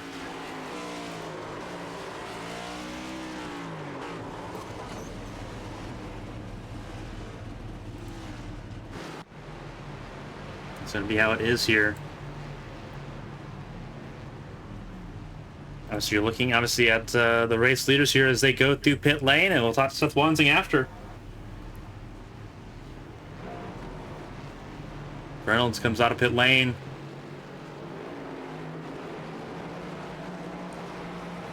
Yep, 4 tire pit stops for everyone, which is again expected. Kruger, I guess, saved the fast pair in the no. Kruger has not pit yet. Yeah, I was going to say, I had to look at it again. I'm like, yeah, Kruger hasn't pit yet, so never mind. My point is mute.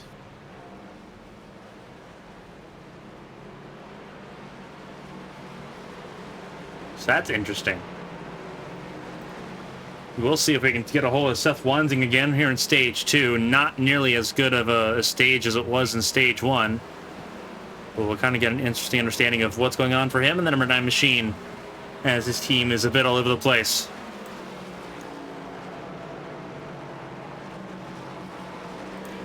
Seth, this is Carmen from the ABM booth. You got a copy? Hey, Carmen, I got you. Alrighty, this has been a very interesting race here. Obviously, Stage 2 didn't go quite the way you wanted to, especially at the ending there. You're restarting pretty well down here. You're sitting 15th at the moment. Kind of just walk through what's been going on here. Do you feel like you got like a long run car? You have a short run car? Kind of what's going on here? I don't know what I got, Carmen. I want to apologize to Emma. I just locked it up and couldn't get, couldn't get the car to turn. So that's 100% my fault.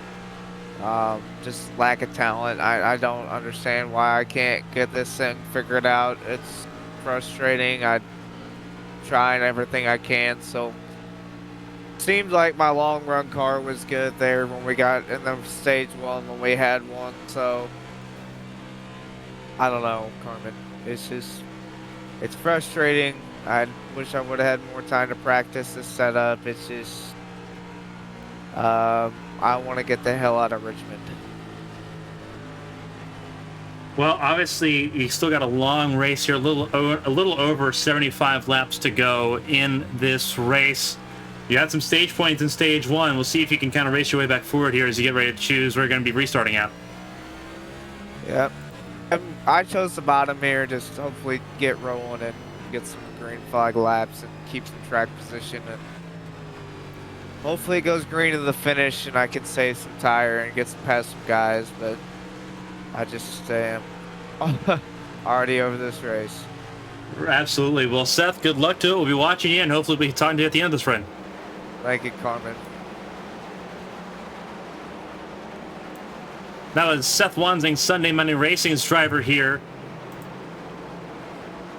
As we get back to it, Tommy Reynolds, Bryn Roberts lead the way, and green flag is back in the air. Away we go.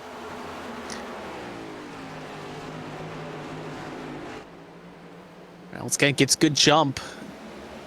Not under pressure. Roberts trying to get the elbows out here, possibly staying position here. It's just a little bit in the back. I think that's Feather Plays making a move on that 29. See these drivers fighting for real estate here. This is when the kind of the I wouldn't say the points matter per se, but this is where finishing spots end up being. So every point matters once we get to the end of this 80-lap little run here.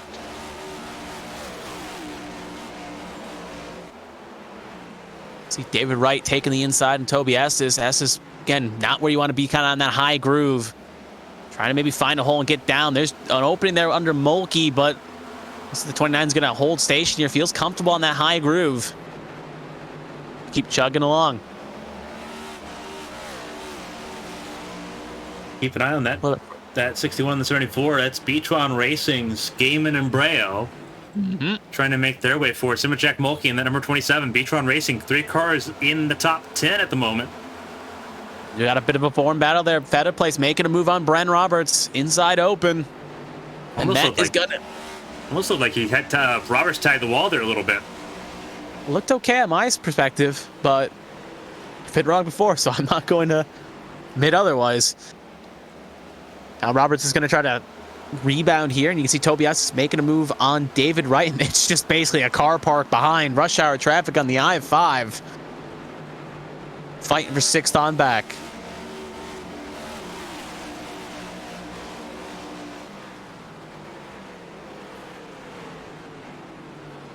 There's Seth Wansley, our in-race reporter. Yeah, trying to make his way forward. He's restarted this race in the 13th position. He's up a spot from where he restarted this race, but down 7 overall.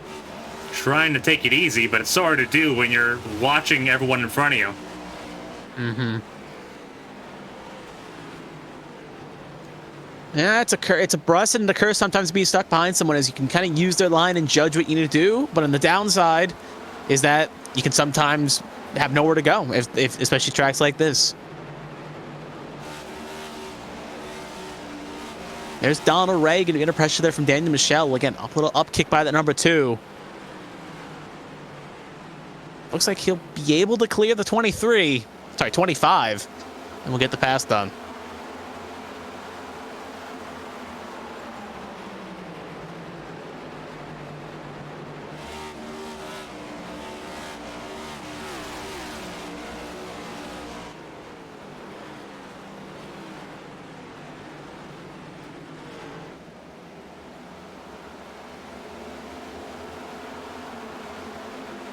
What's worth noting is kind of looking at intervals and timing and scoring. Top 3 have kind of broken away from Feather Place in 4th, as you'll see there on the screen.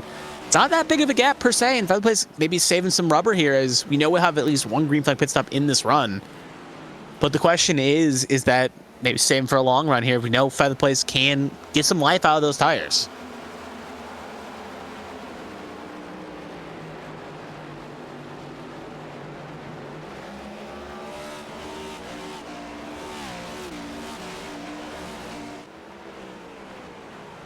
I see a lot of battling going on here.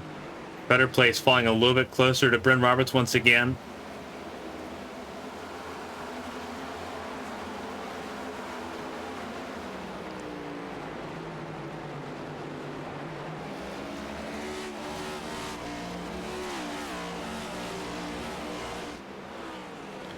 Go ahead. I was going to say Feather Place has got to run clean, smooth lines here and just try to keep that car pointed forward. I was going to kind of point out here, Jeremy Breo's up 18 spots from where he started this race. Started this race near the back of the field, down in the 21st position. Currently sitting in third. Not a bad run so far. Considering how much he was struggling during qualifying, again, heats, practice, whatever, it just shows that he's made whatever adjustments he made or whatever was plaguing him during warm-ups and the qualifying, the heat, have not held him down. And kind of shows why he's a defending champion, is when sometimes you have bad nights, you kind of adapt and run forward. And so far, that 74 machine's been doing that quite strong.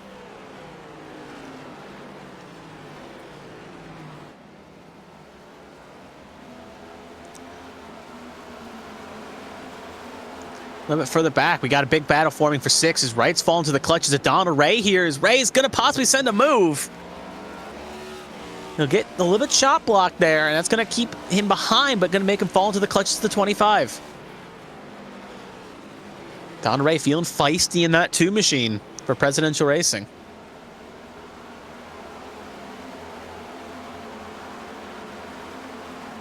There's Toby Estes in the background making a move on Austin Pinnell as well.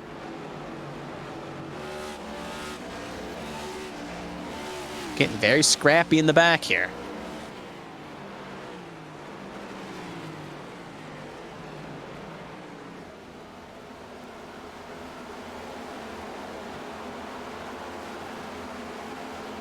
We also got something shaping up here. 4th place as well with Feather Place and Roberts. Kind of 2 battles on track here. As you can just see that on the flip there, you can see Roberts breathing down the back of Feather Place. He's definitely within sending distance, and looking at Feather Place has fallen a second back of the top 3.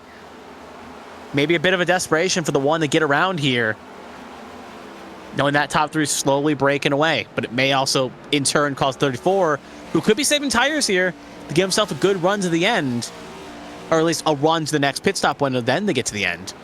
A chance here as well, so it may put the 34 in a bit of an uncomfortable box with the 1 breathing down his neck.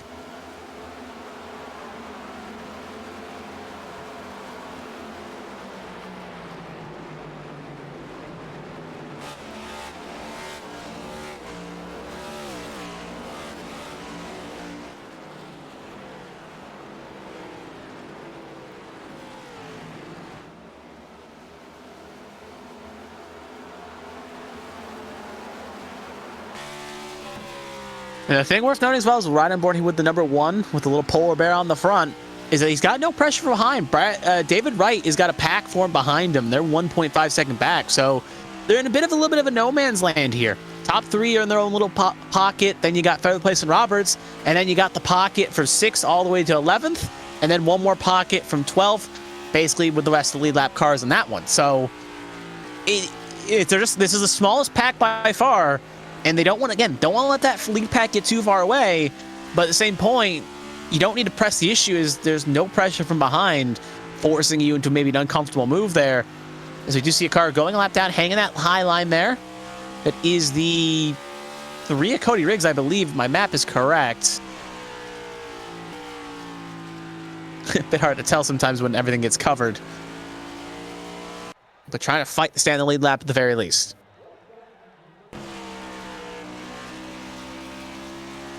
And now we'll cut to the lead car, Tommy Reynolds. Clean air on track. Able to disperse that lap car quite quickly while Gaiman did get stuck behind it. So it's going to allow Reynolds a bit more breathing room here. And that number's Rowdy 7.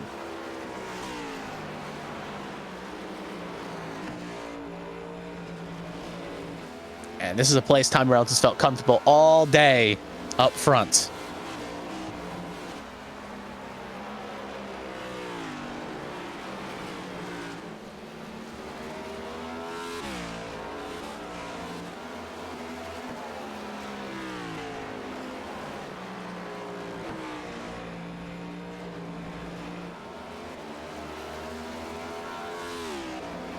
Just above 50 to go here.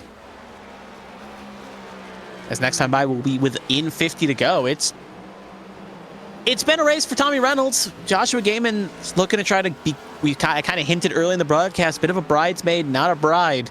Looking to probably get that first win, and then Jeremy Breo looking to make it a second. The different narratives forming in that top three is we've within 50 to go, which if it stays green, these laps should kick off like clockwork.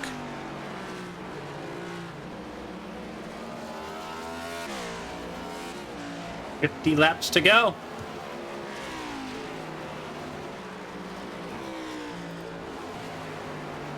Look at this conga line. Yeah, that is 6th all the way down to 11th. Similar to what we saw for stage 1, where a lot of drivers are in that little meat of that thick of things. There's a lot of different points from finishing 6th all the way to 11th, so there is point of attack. See that again, the desperation, knowing cars kind of pulling away with laps ticking and ticking and ticking. If you got a fast car, you need to try to make quick work of these vehicles. But if you're someone like Seth Wanzing, who maybe doesn't feel comfortable in that car, what can you do to get around this pack? Per se, I actually think that's all spin out, but the point still stands. What can you do to get around that pack and try to make moves work? You're just kind of stuck in the thick of things. And with everyone rugging the inside, just got to hope someone makes a mistake and pick them off one by one by one.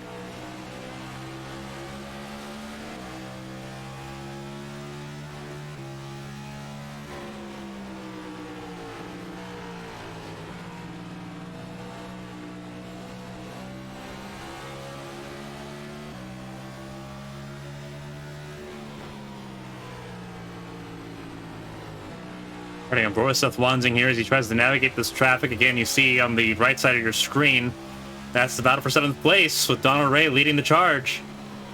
You see Donald Ray's gained 10 spots, but it's been at the expense of some of these drivers. Michelle down 7, Estes down 1, Wanzing getting around Austin Purnell, maybe. A lot of crowding there going on. Well, the only driver that was moved the car the right direction from their starting position is Donald Ray, as I thought. That slide camera caught me off for a second, but it was a nice little pan shot there, as we'll see the 32 and 9 just showing how close they're getting. Oh, and they are in trouble. Oh, we do actually have some trouble now.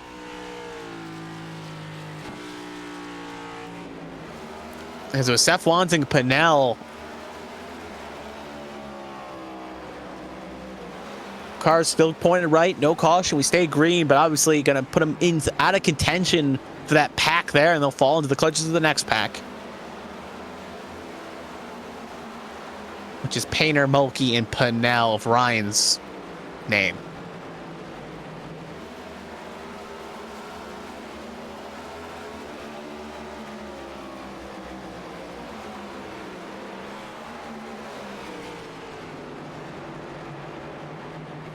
Yes, Kruger coming out of pit lane. Kruger down in the 22nd position now.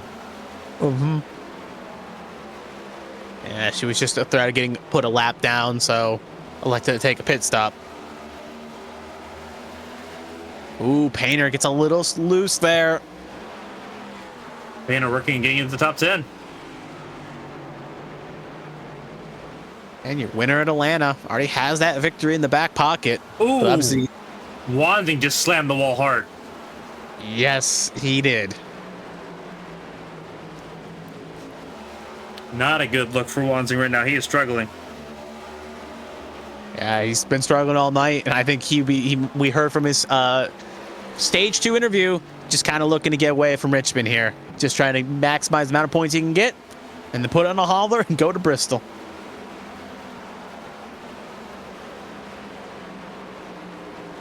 Meanwhile, it looks like Feather Place has caught the back of Breo here. Yeah, Big Brea's battle falling shaping off. up for third. Yeah. I think it's less of Feather Place catching up and more of Brea falling back. Yeah, I'd argue that point. That is correct. As Breo was about a second back, and now he's 2.3. And kind of I was hinting that Feather Place may have been saving his stuff here. And he's done that quite nicely as he's put a second on Roberts and now reeled in Breo. With Breo falling off, now the question is, can that 34 make a move? The good old infinite question. What can you do? Wanzing in pit lane. And he kind of figured when he started slamming the wall that it was going to be pretty well a matter of time before he had to make this pit stop here, and that's going to be what happens here. Gonna fast repair it up and see what he can do. Front of the field, it's Tommy Reynolds, excuse me. Tommy isn't withering under the pressure here, as Tommy Reynolds is basically catching up to Alfred George, and what thing that's helping him is Gaiman's keeping him honest and close. It's fallen a bit, but it's still within about a second range. More cars coming down pit lane. Sorry to cut you off there, but Estes and Purnell also just came down pit lane, so we may be seeing pit stops in this stage. I hypothesized that we'd probably see one more pit stop. 80's a long way to make it, especially with the tire advantage and disadvantage.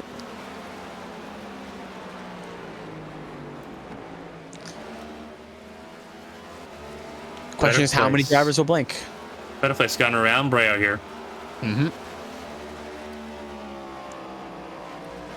He's 2.6 back of Joshua Gaiman and 4 seconds back of Reynolds, so long way to travel if he wants to get possibly first or second.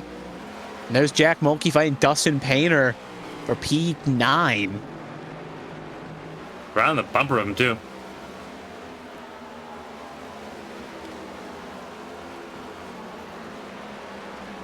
Tommy Reynolds is, I think, coming in this time by, if I heard him correctly. He wants to make sure he's the first to blink here, does not make a mistake. See here, that is coming in. Final pit stop of the night for the 7. Now for the 61, I feel like you got to come in and counter that off. Come in this time by. Either you come in or you stay out as long as possible. And hope there's a caution. Yep. It's risky. Yeah, you don't want to. You definitely don't want to be in the in-between. That is no man's land. But you also don't want to sit out too long. We'll see how quickly Wanzing can get to him and dispatch him here. Wanzing was one of the first ones to come in for damage repair, as a car spun entering pit lane, but no caution. That would have been Dustin Painter, who's currently in, so 65 may have locked it up. To keep an eye if he gets a hold or not, but still chugging. Yeah, Painter just made it to his box. Reynolds comes out. He'll be 14th at the moment, but again, we'll see a lot of shifting going on. Everything stays green. He cycles to the lead, assuming everyone makes a pit stop. Dustin Painter did not have a penalty. Nope, so was clean and green. Briley Wright going to come in this time by in the 8. Keeping an eye on the radio chatter here, just seeing when someone may blink.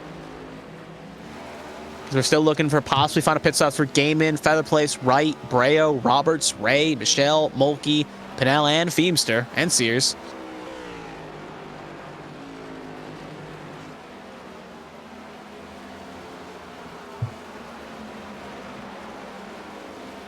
Again, advantage of pitting early is it gets you the undercut, allows you fresher tires, allowing you to chase these drivers or gain a gap. The downside is, though, with the undercut, is that if a caution were to come out, it would put him, obviously would put Tommy Reynolds in a spot where he'd be a lap down and really have any chance to win this race, go out the window unless other shenanigans happened. And in turn, though, it will allow Joshua Gaiman the opportunity to have fresher rubber at the end of the run. So it's a mixed bag of an undercut. Undercut can work and get you track position, and we know that 7 is mad fast and is able to gain. But with that 61 right now, I think he's made his bet. He's going to that tank runs dry and just running it, hoping there's a caution or hoping that the 7 maybe gets stuck in traffic, because right now he's got the 74 ahead of him and the 65 behind him. So he's cutting way through lap traffic there, and the 74 obviously not teammates here and going to not put up too much of a fight as 7's going to get around. And that's going to leave him with a bit of smooth sailing, because only the next 2 cars are the 42 and the 34, and then the 20 entering 1 right now. So he's going to get some smooth sailing at the very least, but that's another thing that could his undercut is if traffic plays a factor.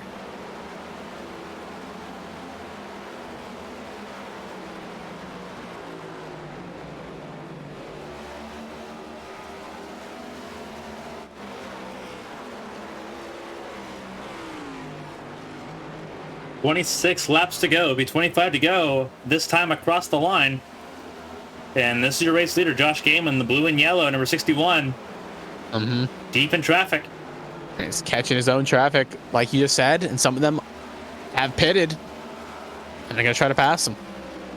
get the lap back or laps. And there's Tommy, just to show you the tire disrespect, the tire difference between the two. That's Tommy Reynolds right there, about to pass our race leader to get a lap back here.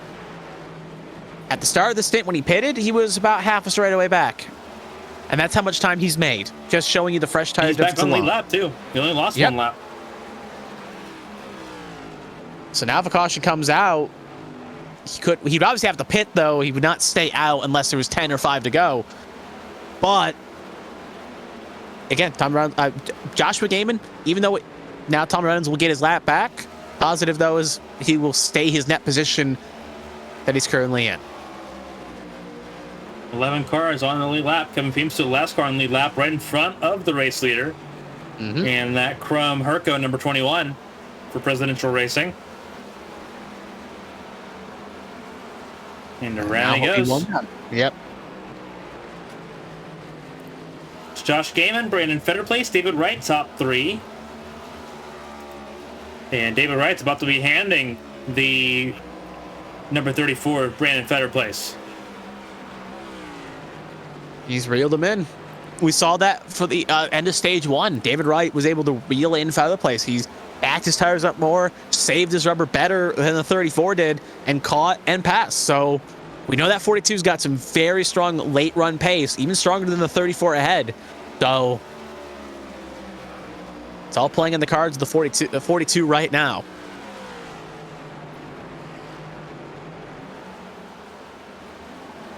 There's also a battle there between Alfred George and Toby Estes as they're trying to battle out the cars one down.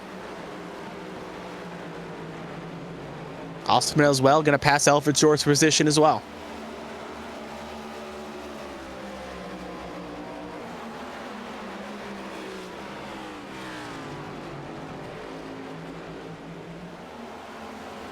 Cody Riggs coming in this time by. Tom Sears as well. So I think we're probably going to see final pit stops from majority of the field in the next 5 laps.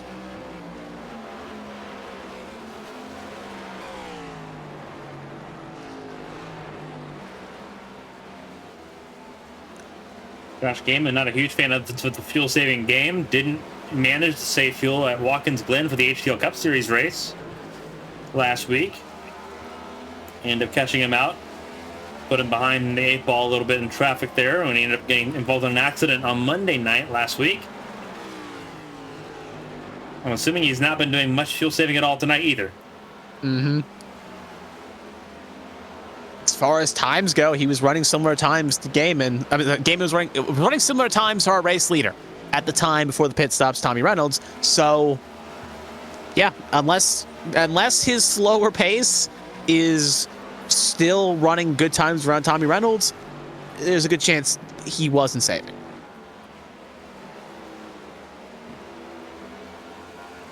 A little looser out of turn 2 for the 61.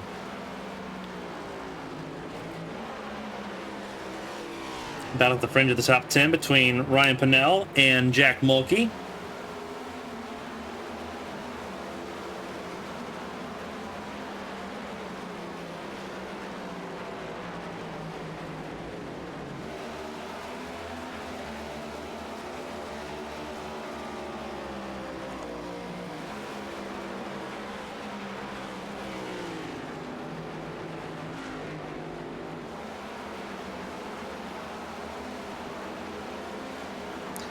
It's almost watching a game of chess right now. Just seeing strategies play out.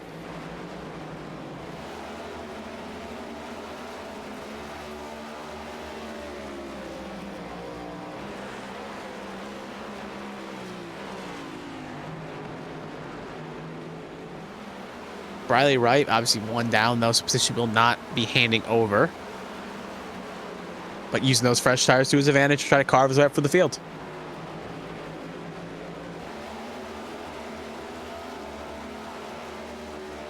Tommy Reynolds just made a move to go into 5th position. And he could get surging. And he's going to get around Bren Roberts here for 4th. His last lap was a 23:07. Gaiman's running a 24:2. He's getting about half a second a lap. With 13 to go, he can get there. He's at 5.5 right now. If he keeps that pace, he will catch Joshua Gaiman before it's all said and done.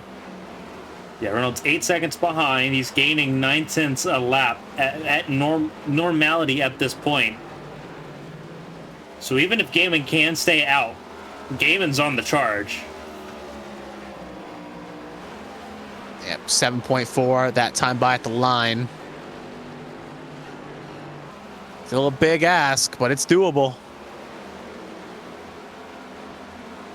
Even though there is no fastest lap points, if Tom Reynolds back pocket, can he make that charge happen? As we are on 11 to go right now, 10 to go next time by, and he's going to get around David. Actually, David Wright's actually making a possible move on Feather Place for second. Oh, and Wright spins! Oh, there's David Wright into the inside wall. He's low. We will stay green for the moment. Yep, and he'll keep it low here. David Wright's kind of happy he didn't cause a caution there on a point. Gaiman trying to work around James Kerr. And then 9 laps to go. Reynolds within 5 seconds. He's doing what he needs to do. Seth Wansing, first car off the lead lap at the moment. Sitting in 13th place, the number 9 machine. Trying to get his way around. Reynolds within half a second of Feather Place there. That's the battle for second. A little bit antsy. Feather Place ain't going to battle him too awful hard here. Had second across the line there, but he's going to lose it pretty quickly going through turns 1 and 2. Reynolds just way fresher tires. It's like we're watching a game of fast animals versus slow children as Tommy Reynolds is just reeling in game. And it's a cat and mouse game now, is what it is.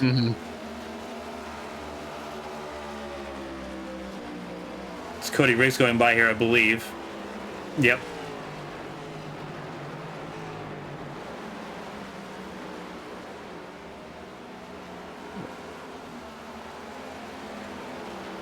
Place and Wright kind of talking about what happened with their incident with 7 to go. 1.5 is the gap. Joshua Gaiman's, yeah, only cars they're going to catch are the 3 of Riggs and the 9 of Wansing. But they're far enough ahead that they won't play a factor. I've seen this play out before. I saw this play out last year at Richmond, where this sort of situation was happening, and then a late caution came out and kind of threw everything into disrepair. Reynolds has just got so much more pace right now on those fresher tires. Yep. 3 temps, 2 tenths. Yeah, sailing it in. Ooh, and Reynolds was able to just kind of turn down a lane. It's being able to do that is just such a good feeling, and Reynolds just is able to kind of keep it there. And now he's got the lead, and he can kind of do whatever he wants now. Feels comfort in that car. That's a driver that feels very comfortable in that car they're driving. And can do what they need to do with it. And now even if a caution were to come out. Smart play to come into pit lane. Even if a pit stop wasn't necessary, to come down pit lane and make up that difference is incredible. Oh, 100%. And he's already opened up a second over Josh Gaiman with 3 laps to go. Getting around Steven Oberstadt there in 38.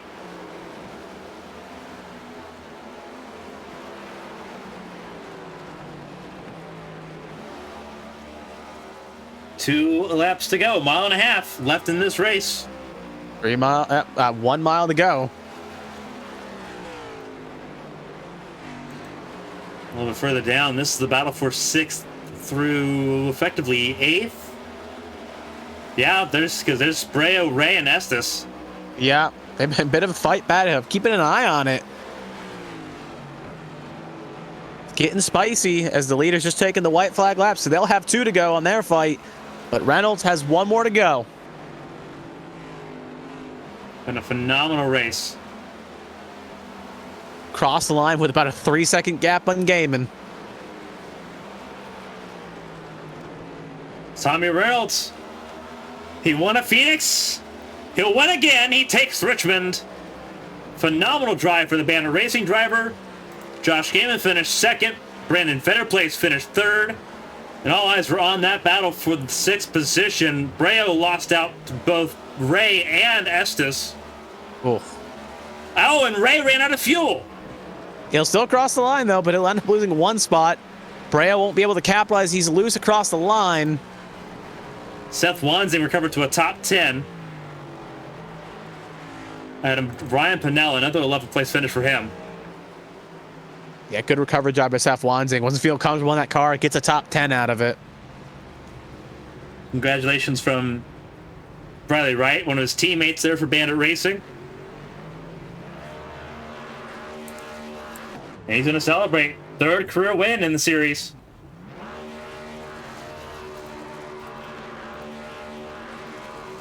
And that will firmly lock him in the playoffs. So we will be seeing him when the playoffs happen in many months' time. So that 7's going to burn the engine down. Celebrate like there's no tomorrow.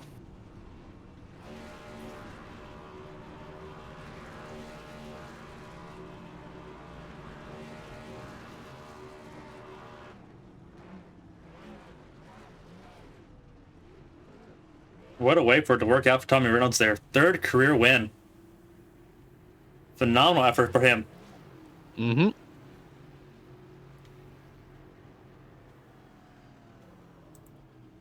Wow. Phenomenal drive. We'll go talk to our podium finishers here in just a moment's time. But that was an incredible race.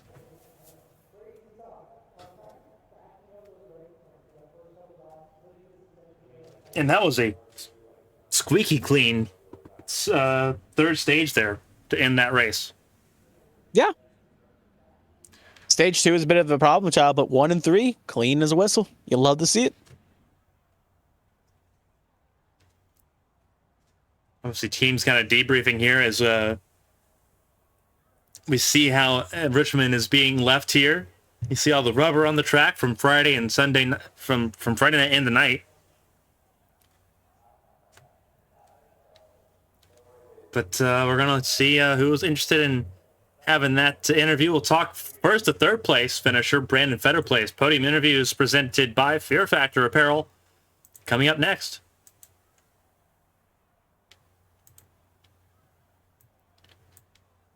Brandon, this is Carmen from the ABM booth. You got a copy?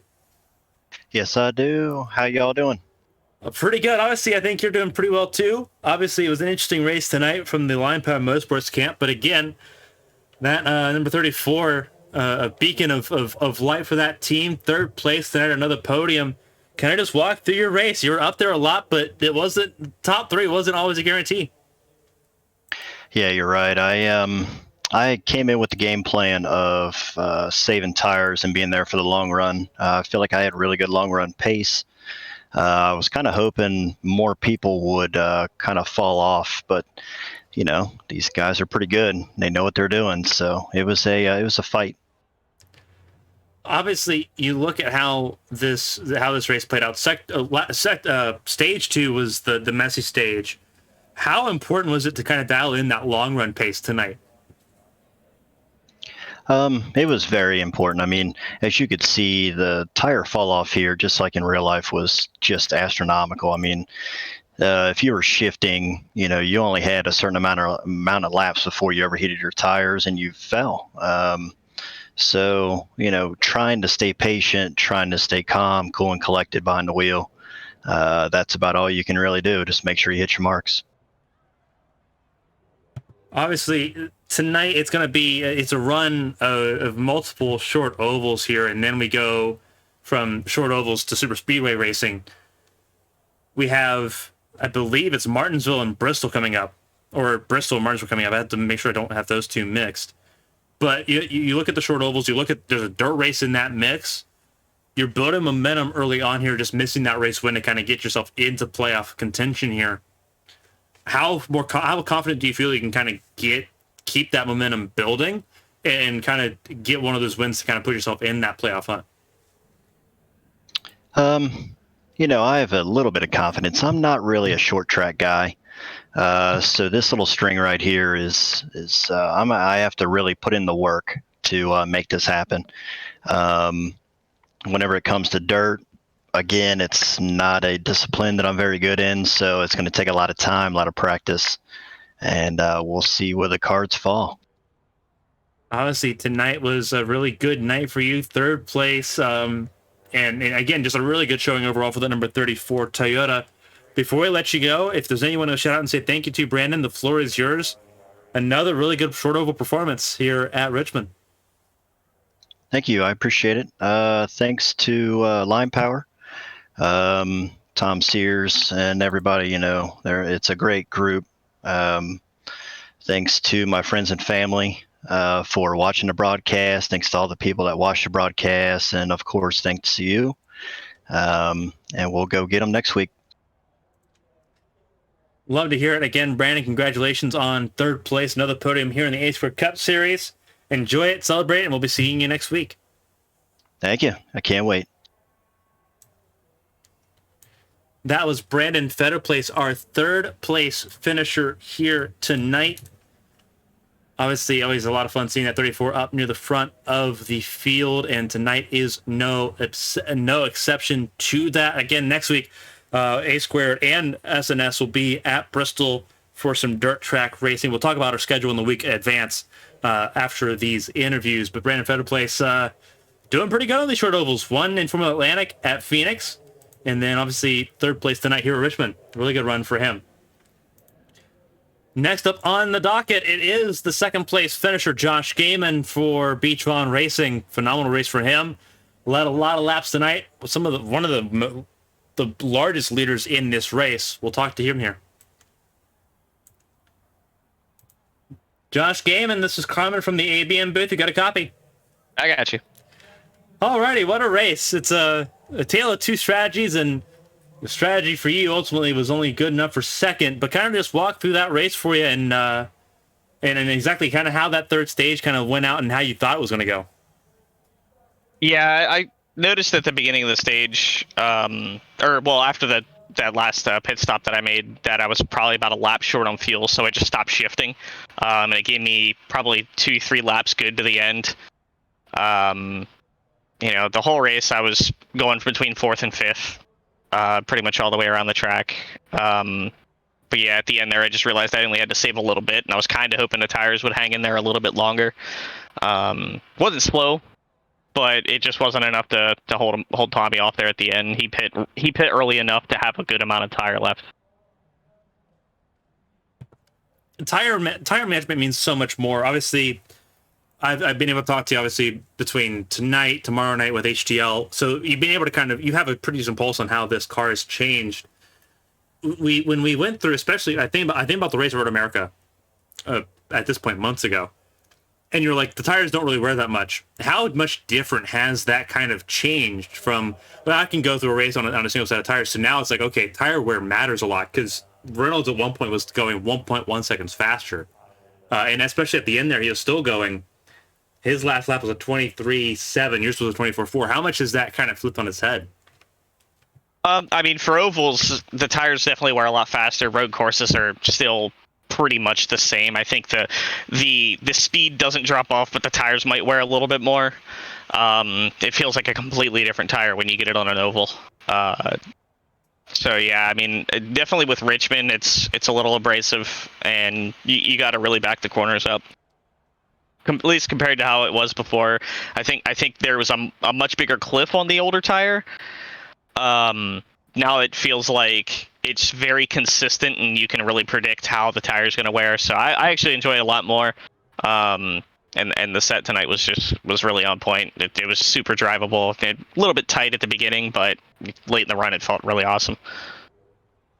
Obviously, tonight was a good night, and you look at the week in advance. Obviously, tomorrow night, HTL at Daytona, last race of the regular season for them. And then you look next weekend where it's all dirt racing. How much are you looking forward to this next week in advance, knowing that it is going to be more high intensity and more, you can say chaos, you can say carnage if you want to say, but how much are you going to kind of go in and enjoy it next week, knowing that, like, hey, we've got the pace here, this is a bit of a one-off situation, and go and have fun with it? Well, I'm not locked in yet for A squared, so next week's gonna be my week. I won it last year by almost a whole lap over the whole field. I know I was there. So I'm definitely gonna show up for A squared, ready to win. I'll also be running. That's one of my weeks to run the Xfinity series, so I'll have some laps on that and the Truck series. I kind of skipped it last night because of WrestleMania being on, but and it's on the night right now. It's like, me and you are gonna be doing the same thing. I've had it on the whole time. But yeah, I can say the same thing as well. I've had it on the other monitor. Multitasking. Yeah, that next week will be a lot of fun. I love dirt racing, obviously. Bristol's it's not the best dirt track in the world, but it's a lot of fun every time I race there. Obviously, a lot of fun here tonight, finishing again second place. Fantastic effort here, Josh. If there's anyone who wants to shout out before we let you go and let you unwind and watch WrestleMania here, the floor is yours. Congratulations again, another podium tonight. Yeah, thank you. All the guys down at Beach Run, we were struggling a little bit through some of the practice and trying to get speed, and luckily I found a good pace. I wouldn't say I was super fast, but I was running the same pace the whole race. So we figured that out. My partners 213 somewhere, McConey Setup Shop, and W Energy. I got to thank those guys for being on the car for pretty much almost going on a year now. The ARCS guys for taking a shot on setups. With getting some good stuff on the car. It was a lot of fun. And next week should be even better. ADN always putting on good broadcasts. Well, Josh, again, we appreciate it. Obviously, we'll be seeing you tomorrow night at Daytona. And enjoy the night's podium, and we'll be seeing you in 24 hours. Sure will. That was Josh Gaiman, our second place finisher here tonight. We got one more interview to do, and it's the driver of the hour for the second time this season, race winner here at Richmond, Tommy Reynolds. Tommy, this is Carmen from the ABN booth. You get a copy. I gotcha. Well, you finally broke a little bit of a streak here. You got the, for the first several races, it was like a different winner every week. You kind of broke that one at Phoenix. You win here tonight, short ovals. Kind of beginning to sense a theme here. But you took a gamble there in stage 3, and it paid off in massive dividends there with about 5 laps to go. Kind of just walk through that decision that you made and how much concern you kind of had as far as like this could backfire. Well, it was risky. I knew there was a high chance of a caution coming out just because of how stage 2 went. So I was a little scared. And then I had to risk it because Gaiman was coming, and I knew I wasn't great on the super old tires. Like, I was able to keep pace with everybody on the 40, 50 lap old tires, but anything past that, I kind of started slipping. So my decision was to pit, and I was kind of just eyeballing it and hoping I would make it on fuel then. And and then I knew I got past third place after David Wright got spun, and then I got the Federer place with 5 to go, and Gaiman was only 2.5 ahead, and I knew I had it from there.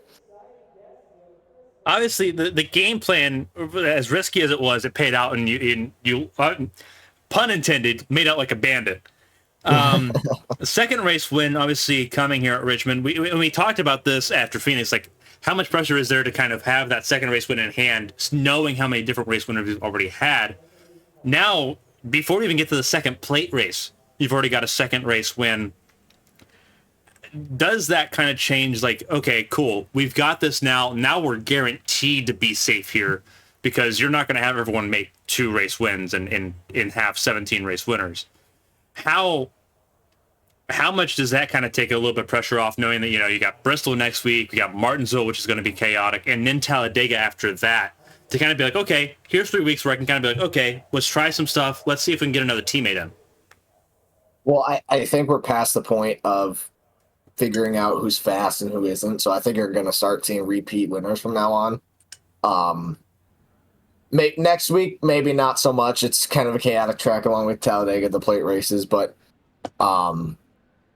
it's gonna. I think it's gonna level out here a little bit with the chaotic wins. But yeah, I mean, the pressure's still on again. It's nice to have 2 wins, but again, you always want to go for more. You get those bonus points at the end of the regular season, so it's nice. But again, the clean sweep helps with all the stages. But yeah, I mean, I'm not backing down anytime soon.